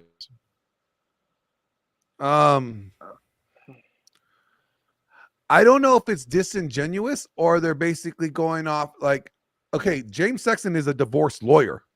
So if anybody would know what the marriage rate and divorce rate is in America, it would probably be the divorce lawyer that actually deals with this on a daily basis. Right? you would assume, but you have census data right there. So, and again, I'm just trying to piece the numbers together, right? So yeah, but the number is kind of like, but again, the census data, when I pulled it up again, it says the divorce rate is anywhere between 35 to 50%. So let's just say it depends on the state. Yeah, so let's just say Yeah. it's 35 to 50%. Let's just say that. All right. Now let's get the current population. We're gonna do some math here. All right. Is 334 million. What is it? 223,854. If you're looking at divorces per year, there was 689,000 divorces in 2021. How many? 689,308 divorces occurred. 689,000. Yeah. Well, hold on. Let me do this one step at a time. So this is the current population rate. It's basically everyone over 18, right? All right. So in order to be married, you have to marry someone else. So let's divide that by 2. All right. That's 172 million. And we got a bunch of gay people. So let's like what? Divide that by. Well, if you take trans, gay, all of it, I believe it caps out at, we'll say 4%. I think it's 4% if that's like trans, gay, lesbian, all of those groups combined is only, I believe, truly like 4% of the U.S. population at the very most. All right, you're pulling that up. That still leaves 161,789,907. Okay. And that would be like married couples. That's just what we're doing. We're just kind of doing some rough math here. And then you said how many of them got divorced last year? 689,000. Minus 689,000. Wait, are you assuming everyone's married that's not, or that's above 18 and not gay? Yeah, I'm just playing around with numbers here. So that would leave 161,109,000. Well, let's say how many people are hold on. Let me add that. How much was it again? 689,000? I'm gonna hit some super chats while you're doing that. Rusty Fuel. If you're really going to fix marriage in modern culture, we simply need a real revival like the Great Awakening. I pray Jesus that comes. Yep. Human cultural engineering on any level simply won't work. And Rusty again, great work, guys. God bless. God bless Awesome. you, Rusty. Thank you so much. You're always there to help Rusty's us out, a great buddy. guy. I actually got to meet him when he was out here. So let's say, okay, out of the 161,789 people left, right? How many of them are married? Well, what's 6% of that, right? Times 0.6. All right. 97 million, blah, blah, blah, blah, blah. It wouldn't be 6%. It's 6 out of 1,000. That's not even that's 0.006. 006. All right. So what I'm getting at is that if 35% of marriages fail, let's see what how many marriages was done in how many marriages there was 2 million marriages that same year. Okay, so there's 2 million marriages, and hold on, let me get my calculator. 2 million minus 689,000.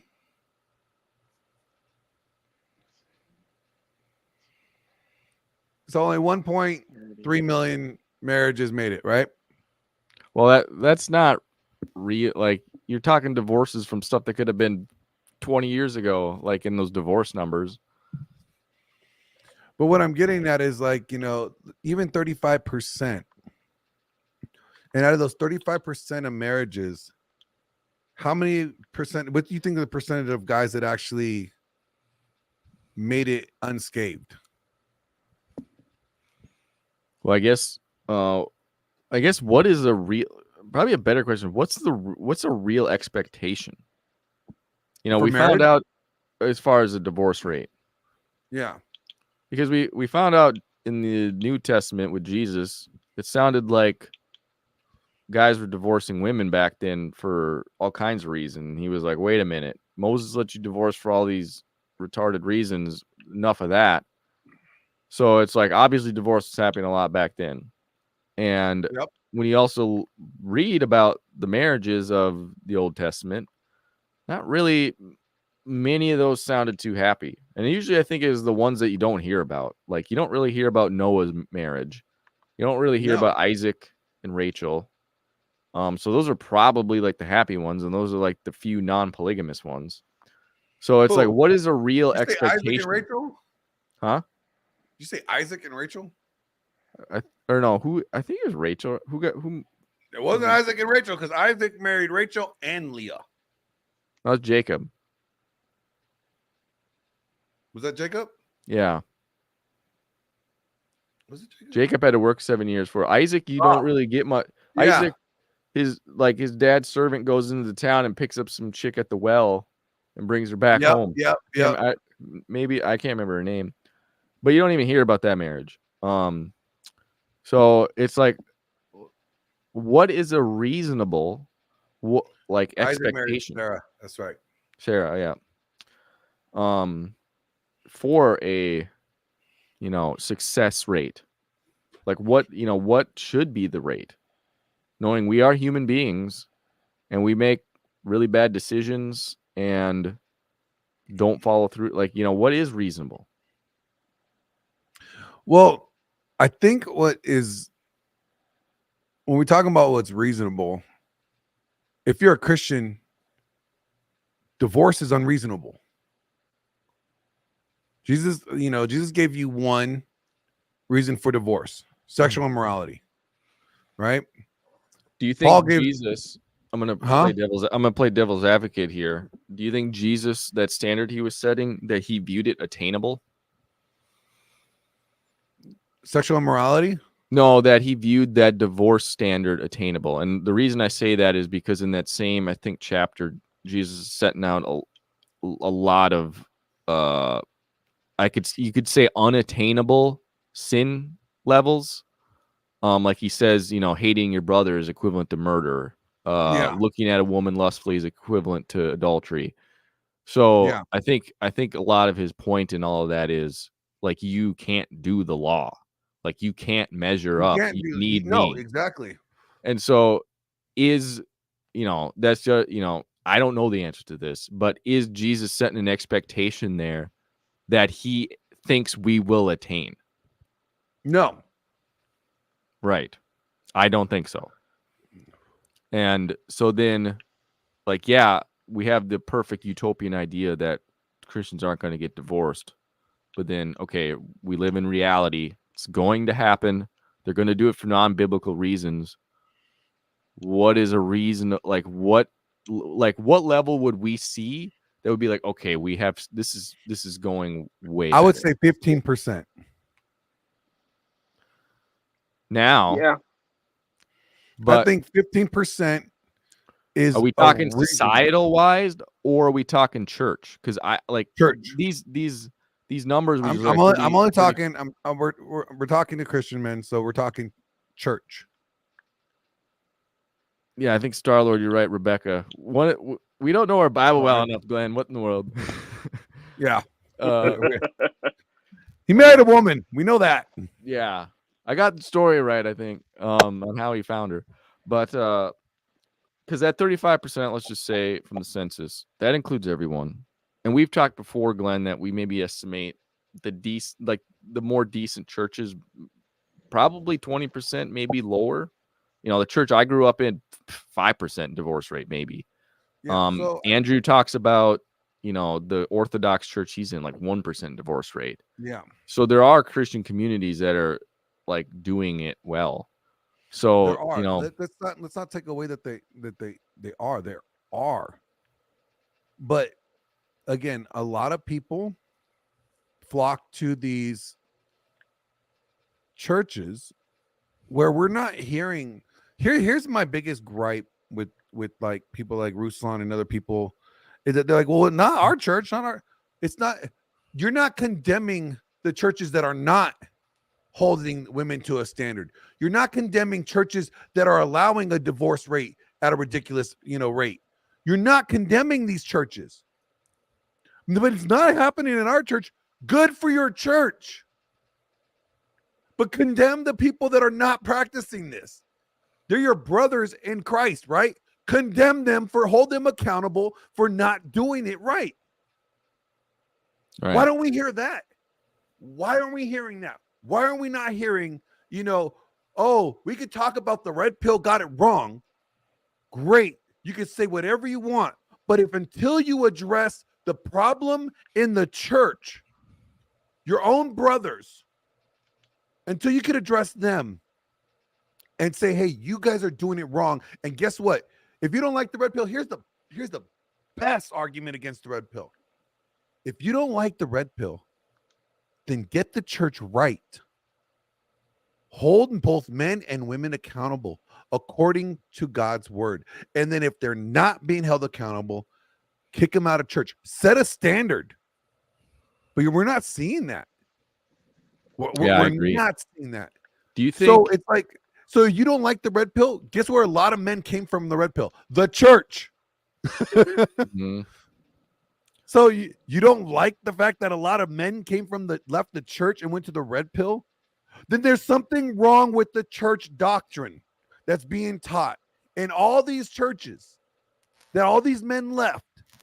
May not have been Ruslan's church, may not have been Andrew's church, but there was men in churches that left and then found themselves in the red pill because the church wasn't providing them what they needed.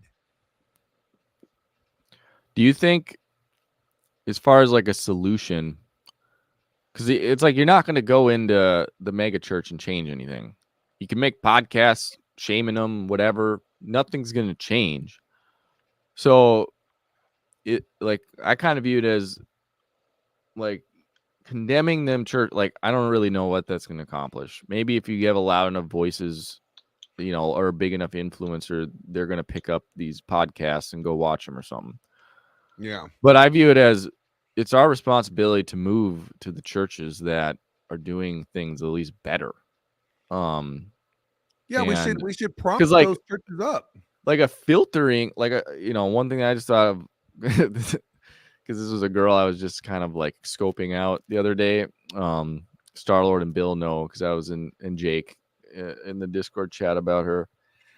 Her Instagram was questionable, and she had, you know, she's a Christian girl, has her faith stuff in her Instagram, and I clicked on her highlight of like the Jesus stuff, and then I'm clicking through it, and it's a whole bunch of elevation reels from Stephen Furtick and like a couple Mike Todd ones. Oh God! And I'm like, well, there's your filtering mechanism. Like this, if this is the type of Christian this person is, next, like, yeah. So I think, you know, you can do yourself at least to combat it in some sort of solution. Number one, if you're going to these churches, like, what are you doing? Like, move. Well, like, my question is like, you know, I expect you, Mike, if I'm doing something wrong, right, you're gonna call me out on it, and it's not because you want to condemn me, but because you're my brother in Christ, and that you want to see me grow and do better, right? Right. So if I hear about a church that's doing something that's not, you know, preaching to both men and women, they're not holding women equally accountable to their shortcomings and their job, and we're seeing the divorce rate amongst Christian men. If I'm seeing a bunch of Christian men leaving the church and flocking to a secular group called a red pill, right? I'm going to be like, yo, what's going on in these churches? And I'm going to try to, like, you know, why are we losing men? Why are the men leaving the churches? You know, like, I'm going to try to figure this out, and not just try to shame them back into church. Oh, you know, you should be in church. Yeah, but why aren't they? They don't ever. Their thought process is always, oh, they just want a heathenistic lifestyle. They just want to just womanize women. Mike, you just found a Baptist church that you started going to, but you weren't in a connected church before that. Just like I wasn't in a connected church before the church I started going to, but we were still Christians. Why didn't we go? Why didn't we go to a regular church? Why didn't we go find a church? Why weren't we were looking for a church, right? But there weren't church shopping, but in a different way than most people church shop, I would say. Yeah. And it's like, okay, so then are we saying there's really few churches? Then don't Christians have before we could address what's going on out there, we need to fix our own home. Fix what's been going on in our community. Yeah. And that's what's not happening in the church. Well, I think it comes back to you're not going to change the big mega church. Like, you could maybe go bring some stuff up to the elders, but you're going to have to leave. And I think that's part of the legwork that we have to do. Like, we have to start evacuating out of those churches so they do just die. Like they frankly, they're not going to be changed from within. I think that's just a pipe dream. So they need to have the people leave and stop giving them money so they just kind of fade away. And then fill the churches that are doing it right. Now, the problem is we're in this feminist gynocentric culture. And so it's not going to happen anytime soon. But at least if the men all move away to some more like the church I'm at, like something will maybe be noticed and changed, or at least noticed. Yeah. Because like what can you and I do, or even Ruslan for that matter, to Joel Osteen's church? Like we can call him out on podcasts. We can encourage, like, you know, what can we do? Well, what we're doing is like what we're doing right now is we're talking to guys that some of them have left the church because of this, and they have a negative view of church because of this, because of the hurt and the brokenness that they experienced. That the church was not, you know, a fair church. Their church was not going according to God's word. And they're like, well, why am I going to do this if this is what's happening? I get burned by churches. You got Josh here who got burned by a church group just because he sided with the guy that whose wife was having an affair on him. Right. But it's also our responsibility, I think, to not throw the baby out with the bathwater. Because that's also what the atheists do. Like so many, like if you start really digging under the surface on a lot of militant atheists, they got burned by a church. Yeah. Some way, shape, or form. And then you throw the baby out with the bathwater, and that's just kind of a fallacy in the end. Like, yeah, but at the same time, like if you get burned by a church, and then you hear about someone else gets burned by a similar church that you used to go, very similar to one that you went to, then you hear other guys you're hearing this story over and over again, right? And it's almost identical to yours. You're gonna be like, man, I don't even want to. I agree. You're gonna be like, I don't even want to step into a church because I don't want to risk going through that again. Instead of the church waking up and realizing, hey, we're losing men because we're not doing something right. I also think there's patterns to these conversations too, though. Like number one, mega churches. Yeah. So I think you have to take the responsibility in the fact that you need to search for a right Christian community, and if you can't really find it in your area, you need to make one. Like we made the Iron Disciples. Yeah. Like John and Joe, they don't go to a church. I do, but they took it upon themselves to create their own Christian community, and we study harder than you're ever going to get out of a church. And so you can do that as well. But see the point. Here's the thing: you wouldn't have to do that again if the churches were right to begin with. Now, but yes, as my dad always tells me, don't give humanity too much credit. So then, if we can't give humanity too much credit, then let's not give women too much credit. Oh, of course. But see, like when you play the video, let's play the video? You're going to hear this narrative that us red pill men, we have it all wrong. And we don't say we have it all right either. We don't even say we have it right. We're just saying, hey, look at the facts here. Look at what's going on here. And, like, oh, if you're plugged into a church, let's let them play. Your statistic, it's something that you've probably heard before. 50% of marriages end in divorce. Drop a 1 in the chat if you've heard that statistic before and you've heard it passed on as skip true. past this. Drop a 1 in the chat because I've covered this at length. I got sources on this. I'm 90% sure that he's going to go the same direction that I go with this. It's familiar, but it is bogus. And one way you know that it's bogus is that people have been claiming that 50% of marriages end in divorce since I was a kid. That's right. I've been hearing that my whole life. Mm-hmm. And that would mean that divorce rates are static across time. But of course, that isn't the case. In fact, we know that divorce rates have gone down in recent years. Mm-hmm. So where does the 50% figure come from? Apparently, it's a holdover from the 19. Yes, the divorce rate has gone down because the marriage rate has gone down. People are not getting married. Why? Because they see what happened to the previous generation with divorces. They hear from their buddies. They hear about this. It's not like, oh, the divorce rate's gone. You're not talking about the other side of the equation here, Matt. Let him continue. 1980s, which is when people first started citing that statistic. It's not true today. It's actually in The Good News About Marriage, which is a book about this. The statistic is actually a projection of what they thought the divorce rate was going to be after no-fault divorce laws got passed. It actually never hit that. It was a projection of where they thought the number was going to go. Not to mention that they've also gone down before. And it's actually not clear that it was true even in the 80s either. So what is the actual divorce rate? It's a little bit hard to determine. Probably our best guess is based on U.S. Census data, which according to the most recent figures. Let's get that straight. Like, he's just saying the 50% that's a lie. What's the actual divorce rate? It's really hard to determine. I don't know.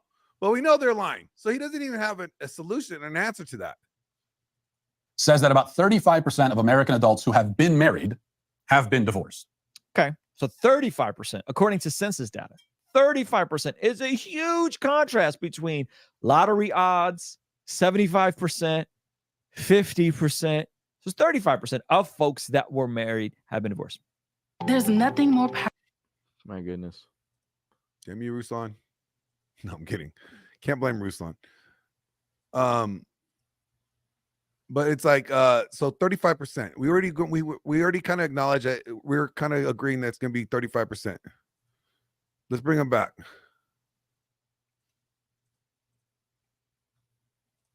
But it's as close as we're going to get, 35%. And 35% is high. I mean, it's way too high. That's right. It's not 50%, though. That's right. And it's not 75%. That's right. And it's not 99%. And it's definitely not lottery odds. Still, isn't it terrifying to think that if you get married, your chance of failure is 35% and the chance of success is only 65% Yes. at the most? Yes. You know, even if we go with that number, isn't that still very, very scary?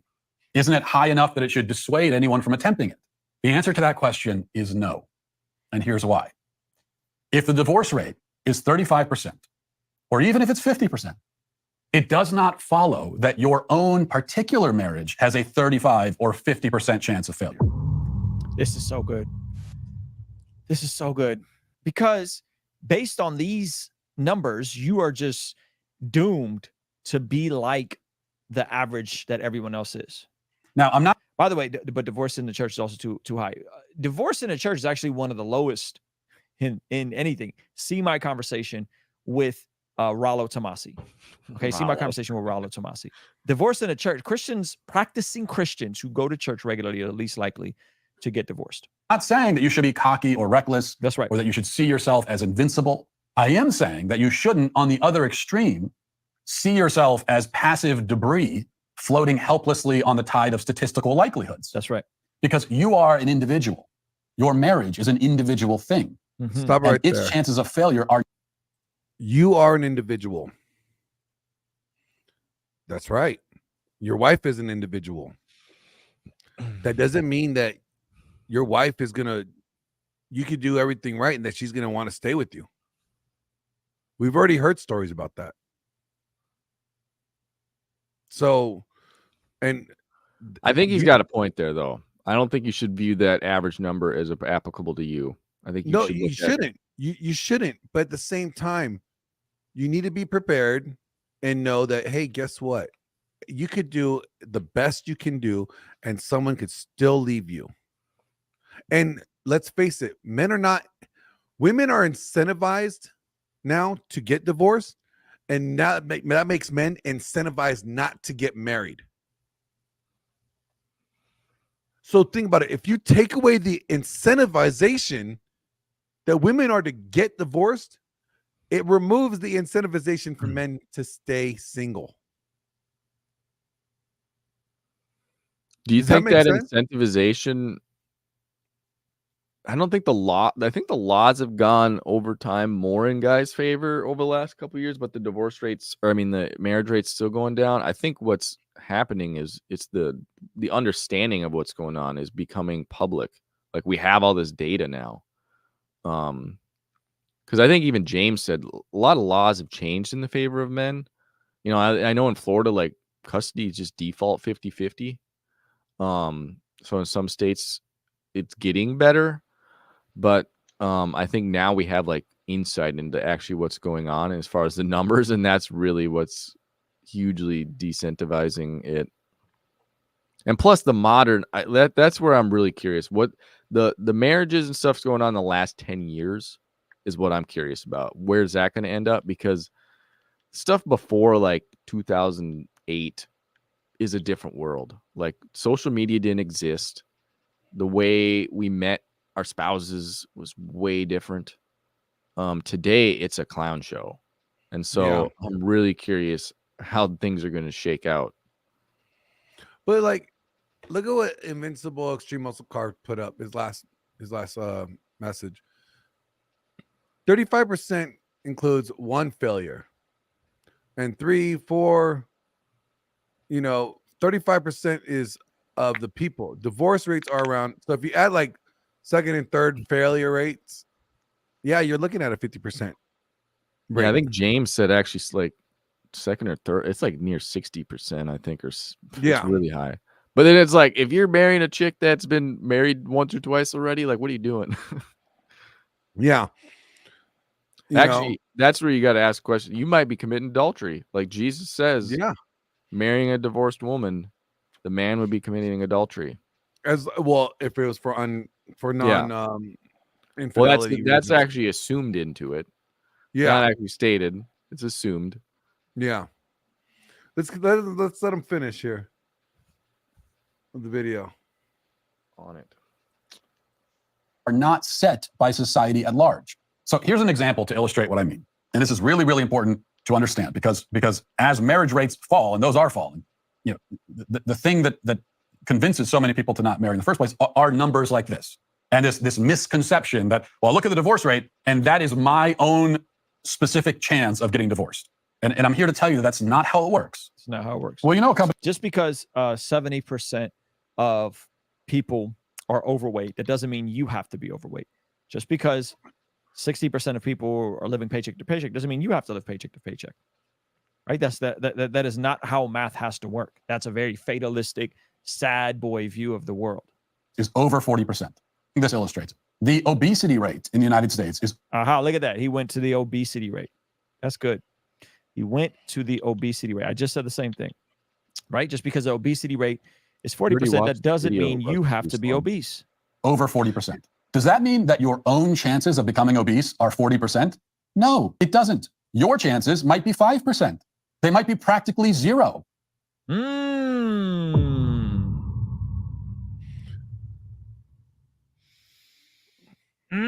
Hey, did you get the Google Fi phone plan yet?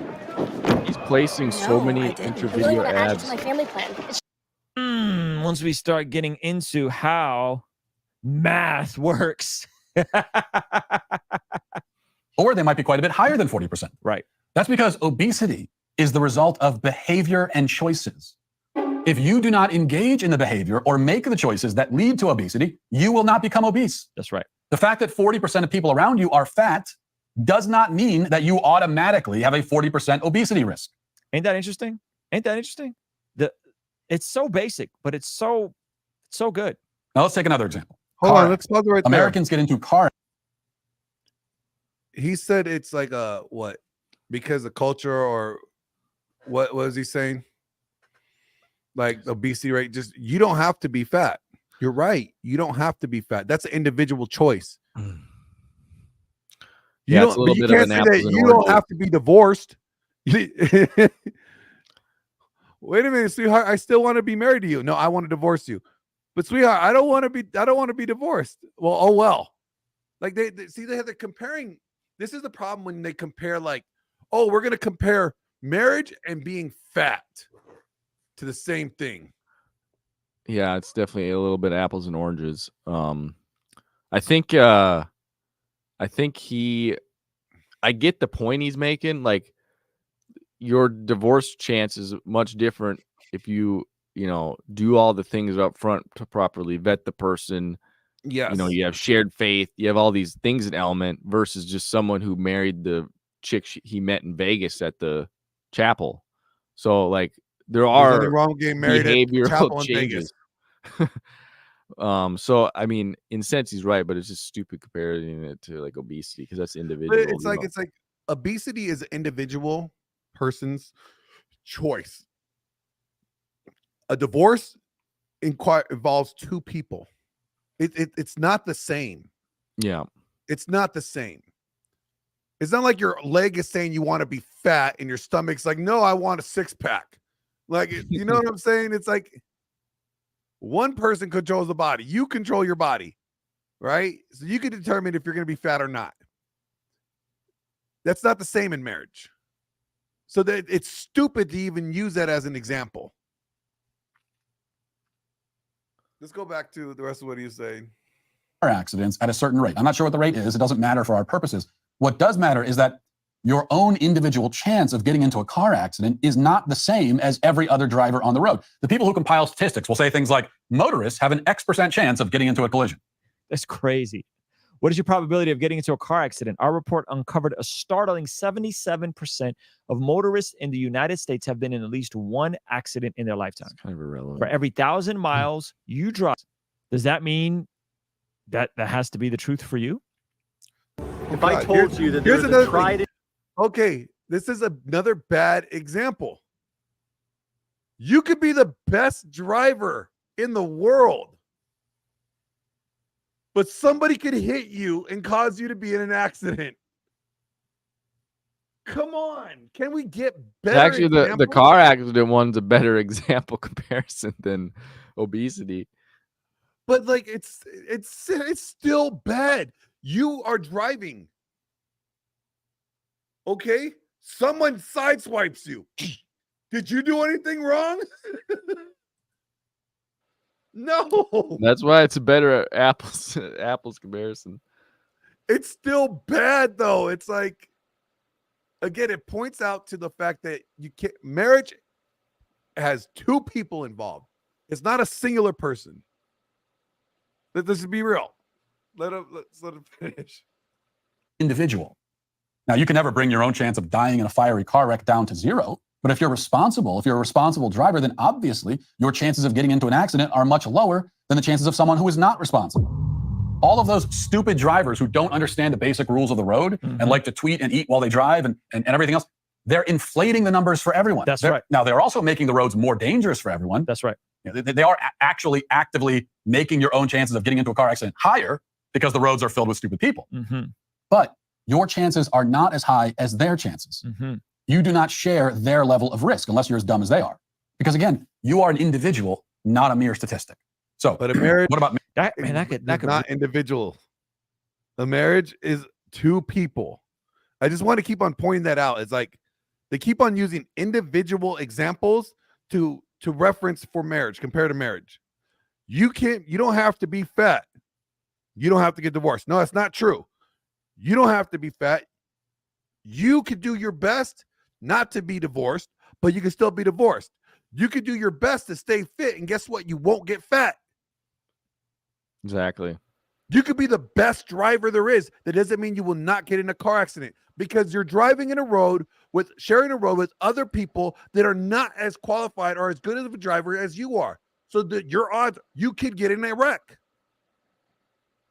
These are horrible comparisons that he's pointing out. Really set some of you guys free, especially you guys that have that fatalistic view. Marriage.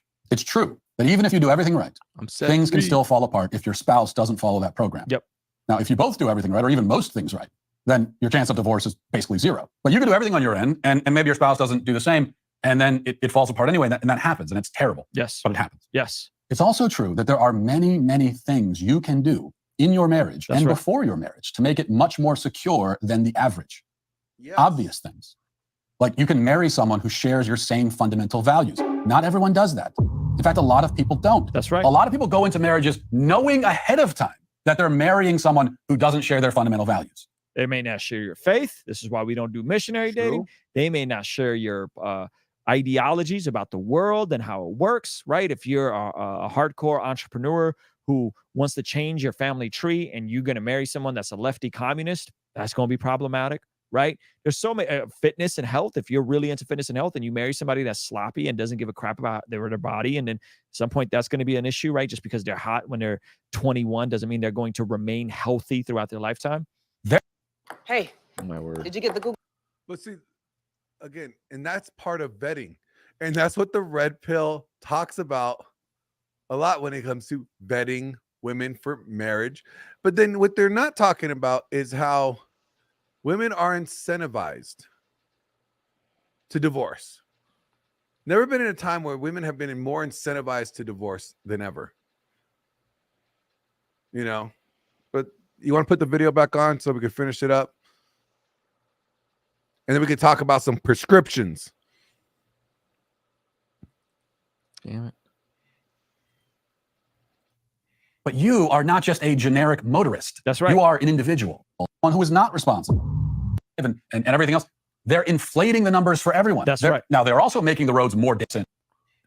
But you can do everything on your end, and maybe your spouse doesn't do the same, and then it falls apart. Things you can do in your marriage and before your marriage to make it much more secure. Same fundamental. Knowing ahead of time. Do missionary days, right? Fitness and health. If you're really into fitness and health and you make because they're basic entry-level mistake that they have made. You can do other things. Like you can state from the outset that you both in principle don't believe in divorce and won't consider it as a viable option for solving any marital difficulties you may experience down the line. You can have a strong and shared faith. You can establish from the beginning a habit of honest communication. You can make time for each other. You can continue to date, even or especially as your lives get busier and you start having kids and so on.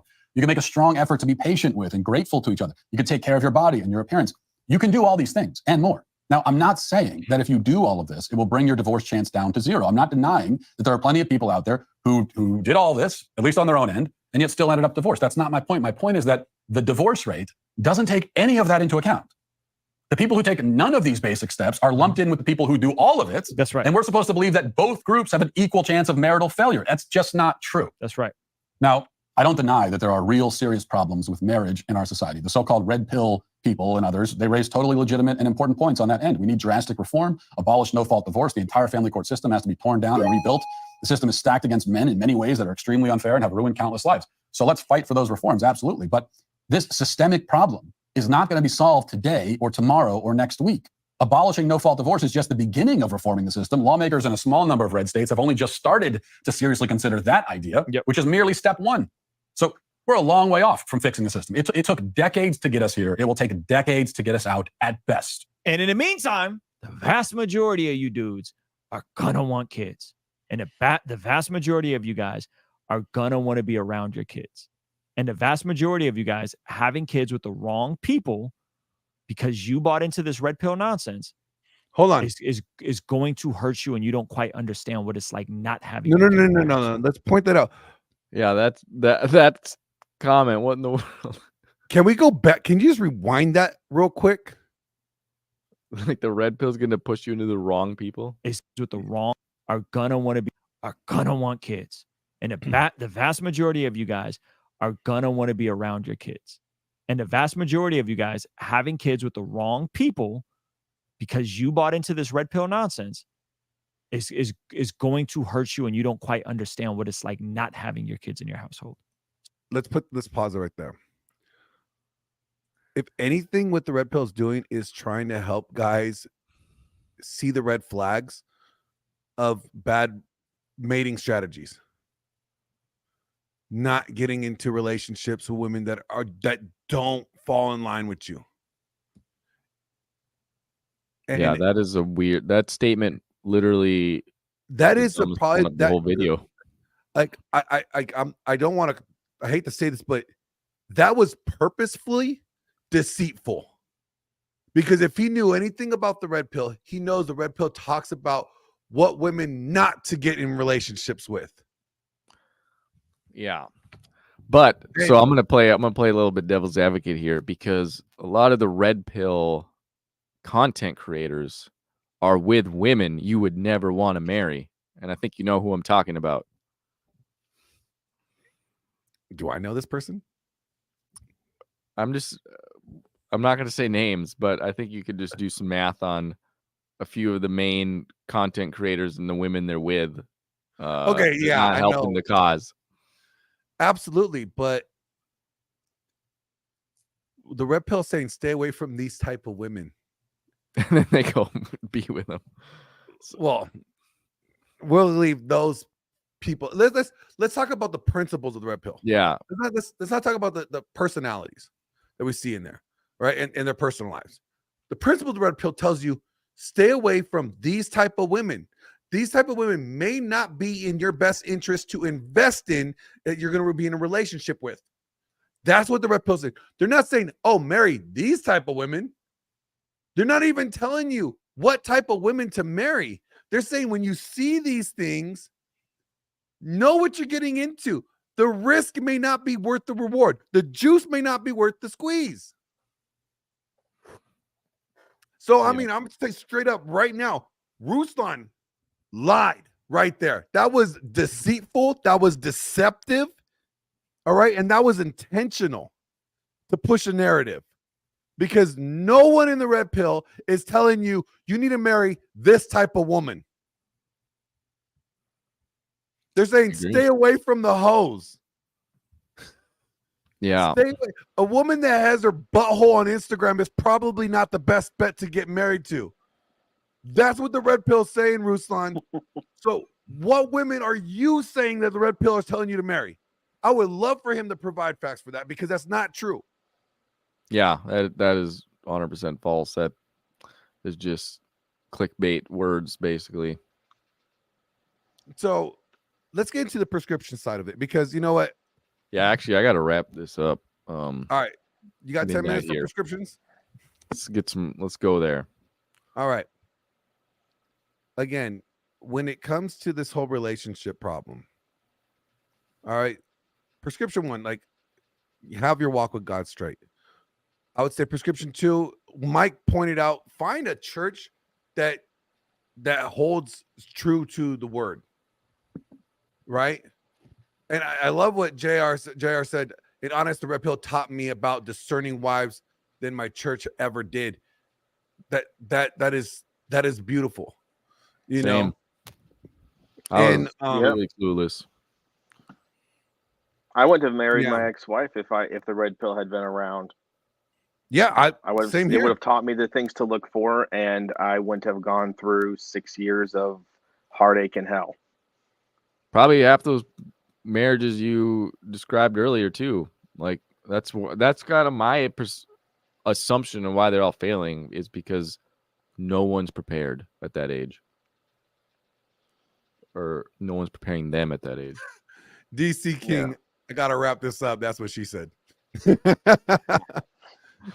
You know, let's get into some serious prescriptions here. Have a walk with Christ. All right.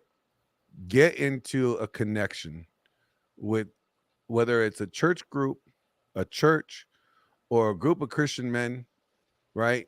If you can't find a church, you know, that is going to sharpen you, that holds true to the word, not some interpretation, no, that goes by the word.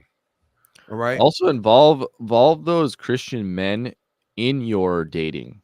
Yeah. And what I mean by that is the vetting part. Like I always like any girl I'm kind of like considering, I run it by guys I trust, or because I know like you get infatuated, you're retarded. If the girl's kind of, you know, if you're interested in her, so I always run like the girl by people I trust to give me like objective opinions. And have a standard. Guys need to have a standard. You know, like one thing I would say like probably the best thing I ever told a woman is my wife now. And I told Coco while we were dating, in order for this to work, you and I got to be equally yoked. You know, and I was basically saying that if she told me, well, I don't want to, I'm basically telling her to leave. Right? And if a woman's willing to be equally yoked with you and do the work to be equally yoked, there you go. That's another good green flag. You know? But when it comes to this marriage talk and like this relationship talk, you know, it's not finding a wife is not easy. I mean, Mike, you're doing it. You're out there. It's not easy. No, it's a absolutely not enjoyable process. Today, I don't think any man's really enjoying it, unless he's being like a player, like and sleeping around. But when you're not doing that, man, it is. You can see why the guys get blackpilled, because it's just disappointment after disappointment, and then you're always just kind of weighing like, how much bullshit do I want to have to try to change out of her? Yeah. And so yeah, it's definitely not a great experience. And I would also say that, when the vetting process, you remember, men were not made for women. Women were made for men. Women were made for be your helpmate. Your wife is your helpmate. Okay. And if you don't start seeing those attributes in the dating phase, you're not going to see them in the marriage phase. Right? So you have to see that there's this eagerness to show you that they want to be your helpmate. Remember, men are the gatekeepers of relationships. Women are the gatekeepers of sex.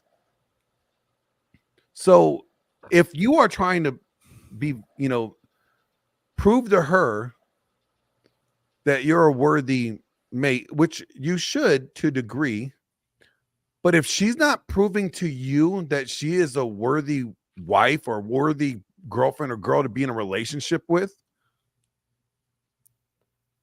it's not worth it. It's not worth it. Any woman that takes you off your purpose is not worth it. Yeah, and that's my real concern today is like the definitely average modern woman, I feel like, is a absolute liability to your life. And so finding that woman that's an asset to your life is the true. It's rare. That's that, Proverbs 31 ruby that's rare. And I think in reality you're going to have to mold her today. None of them are going to be like out, like you're going to have to do a lot of work on molding her. Yeah, and I think that, again, guys need to understand, before you even think about getting in a relationship, get your walk with God right. Get your finances in order. Okay? Get your frame right. All right? Stay in good shape. Stay in good physical health. You want to be around for your kids.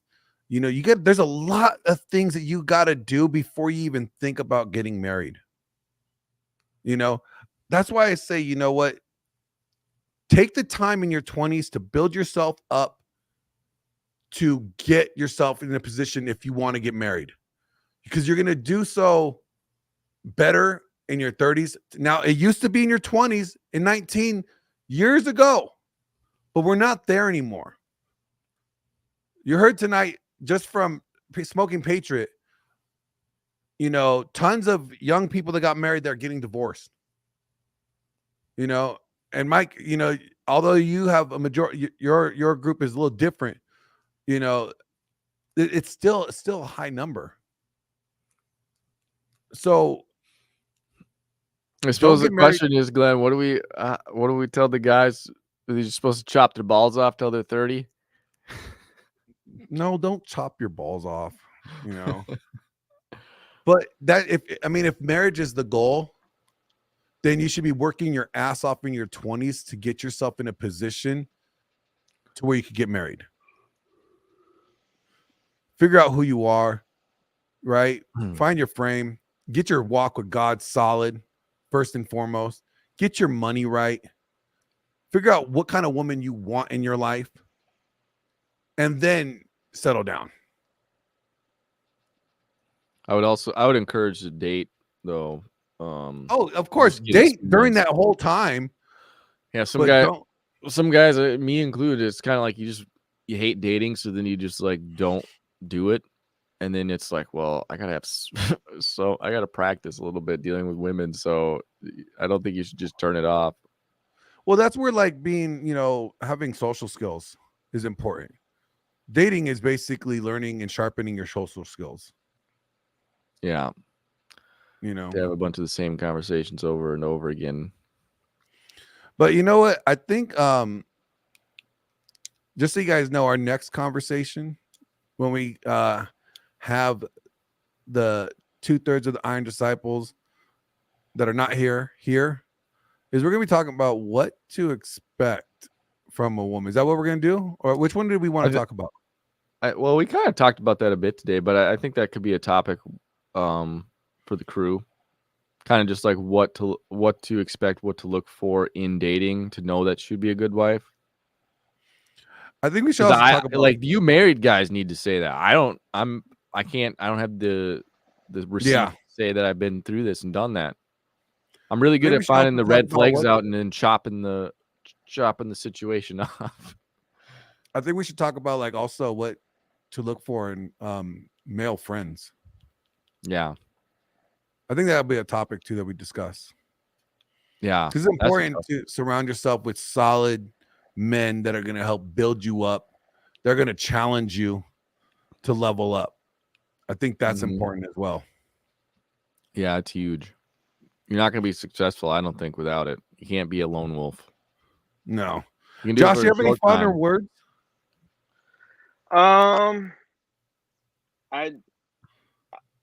Final words is that y'all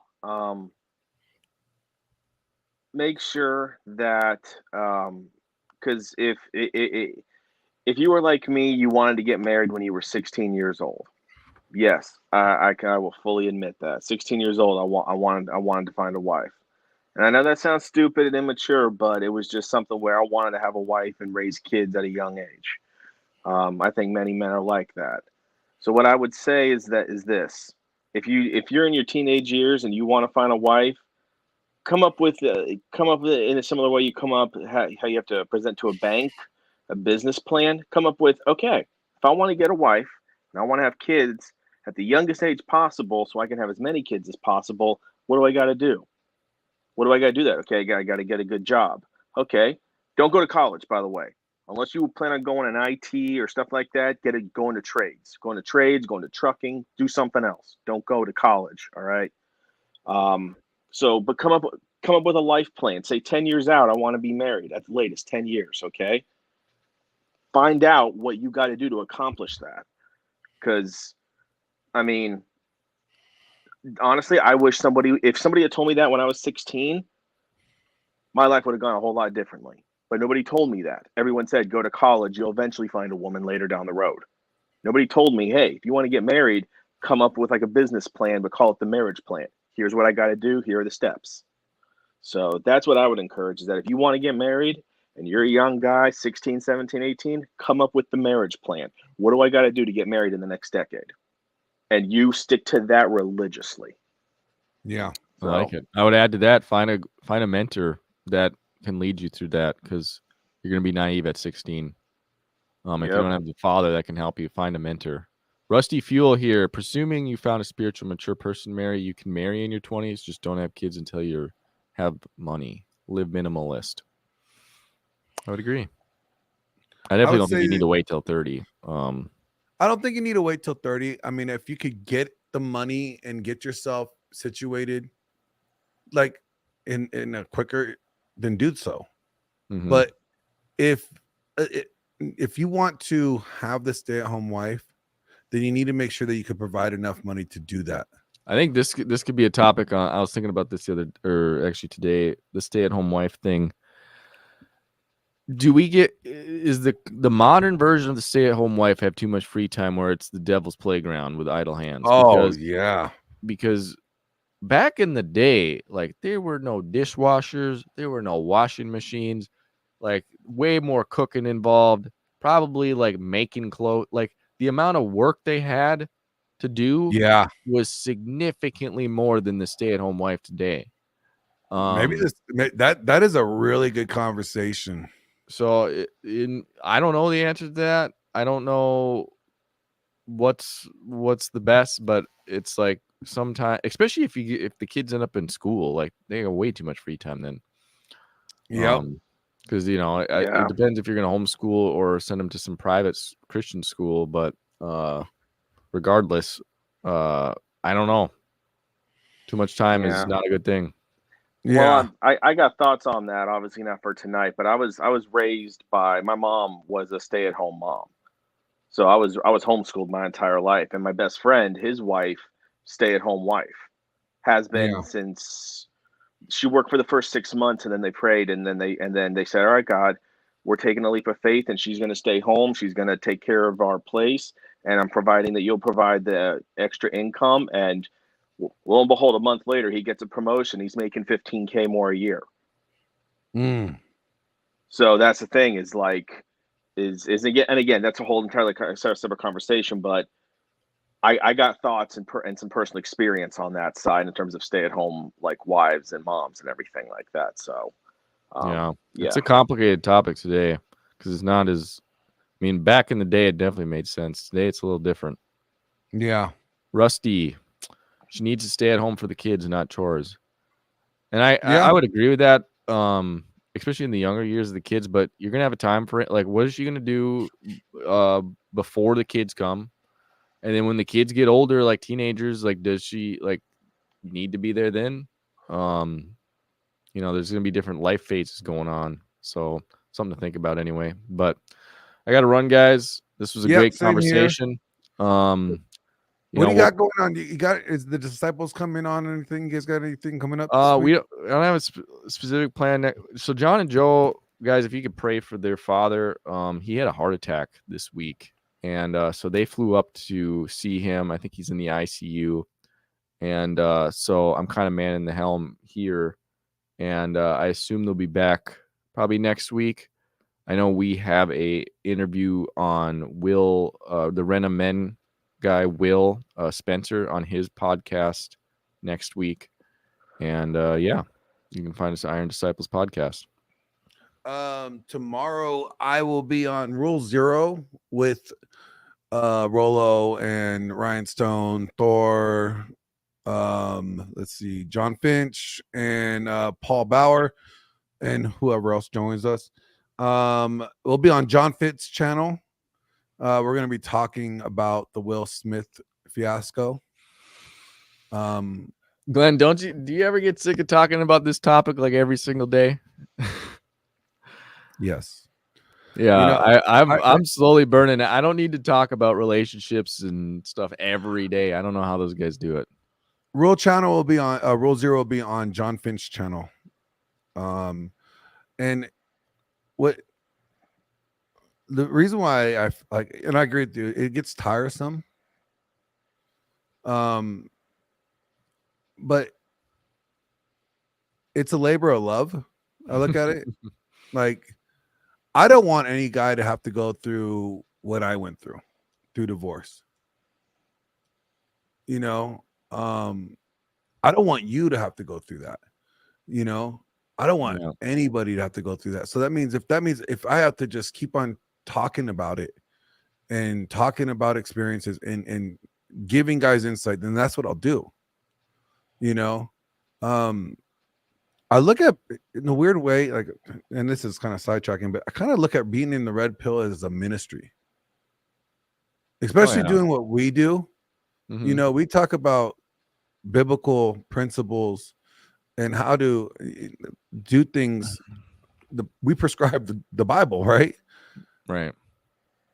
It's almost a ministry. It's like we're in this, like, in a weird way, we're in like this men's ministry in a very secularist world, right? In a very secularist space.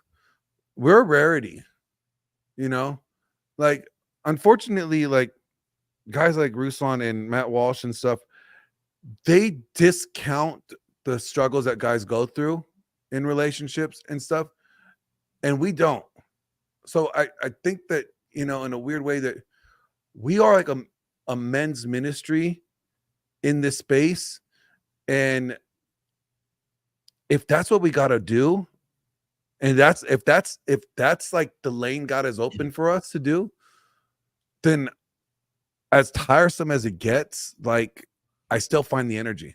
So God gives me the energy to do this, because I love, and I totally agree. Like, I would love to start doing more like funny content, more comedic content, and that type of stuff. and I will, but it's like right now this is kind of where we're at right now. We're in this men's ministry. That's literally what we're doing. We're in this men's ministry. Mm-hmm.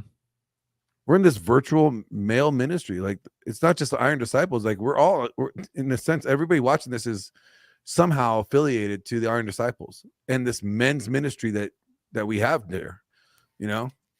And you all are representatives of Christ out there. So yeah, we appreciate you, brothers. But let's say goodbye. Thanks for Until joining next the time, chat, you guys. Mr. Smoking Patriot, and we'll catch you guys next time. Yep. Peace. Peace.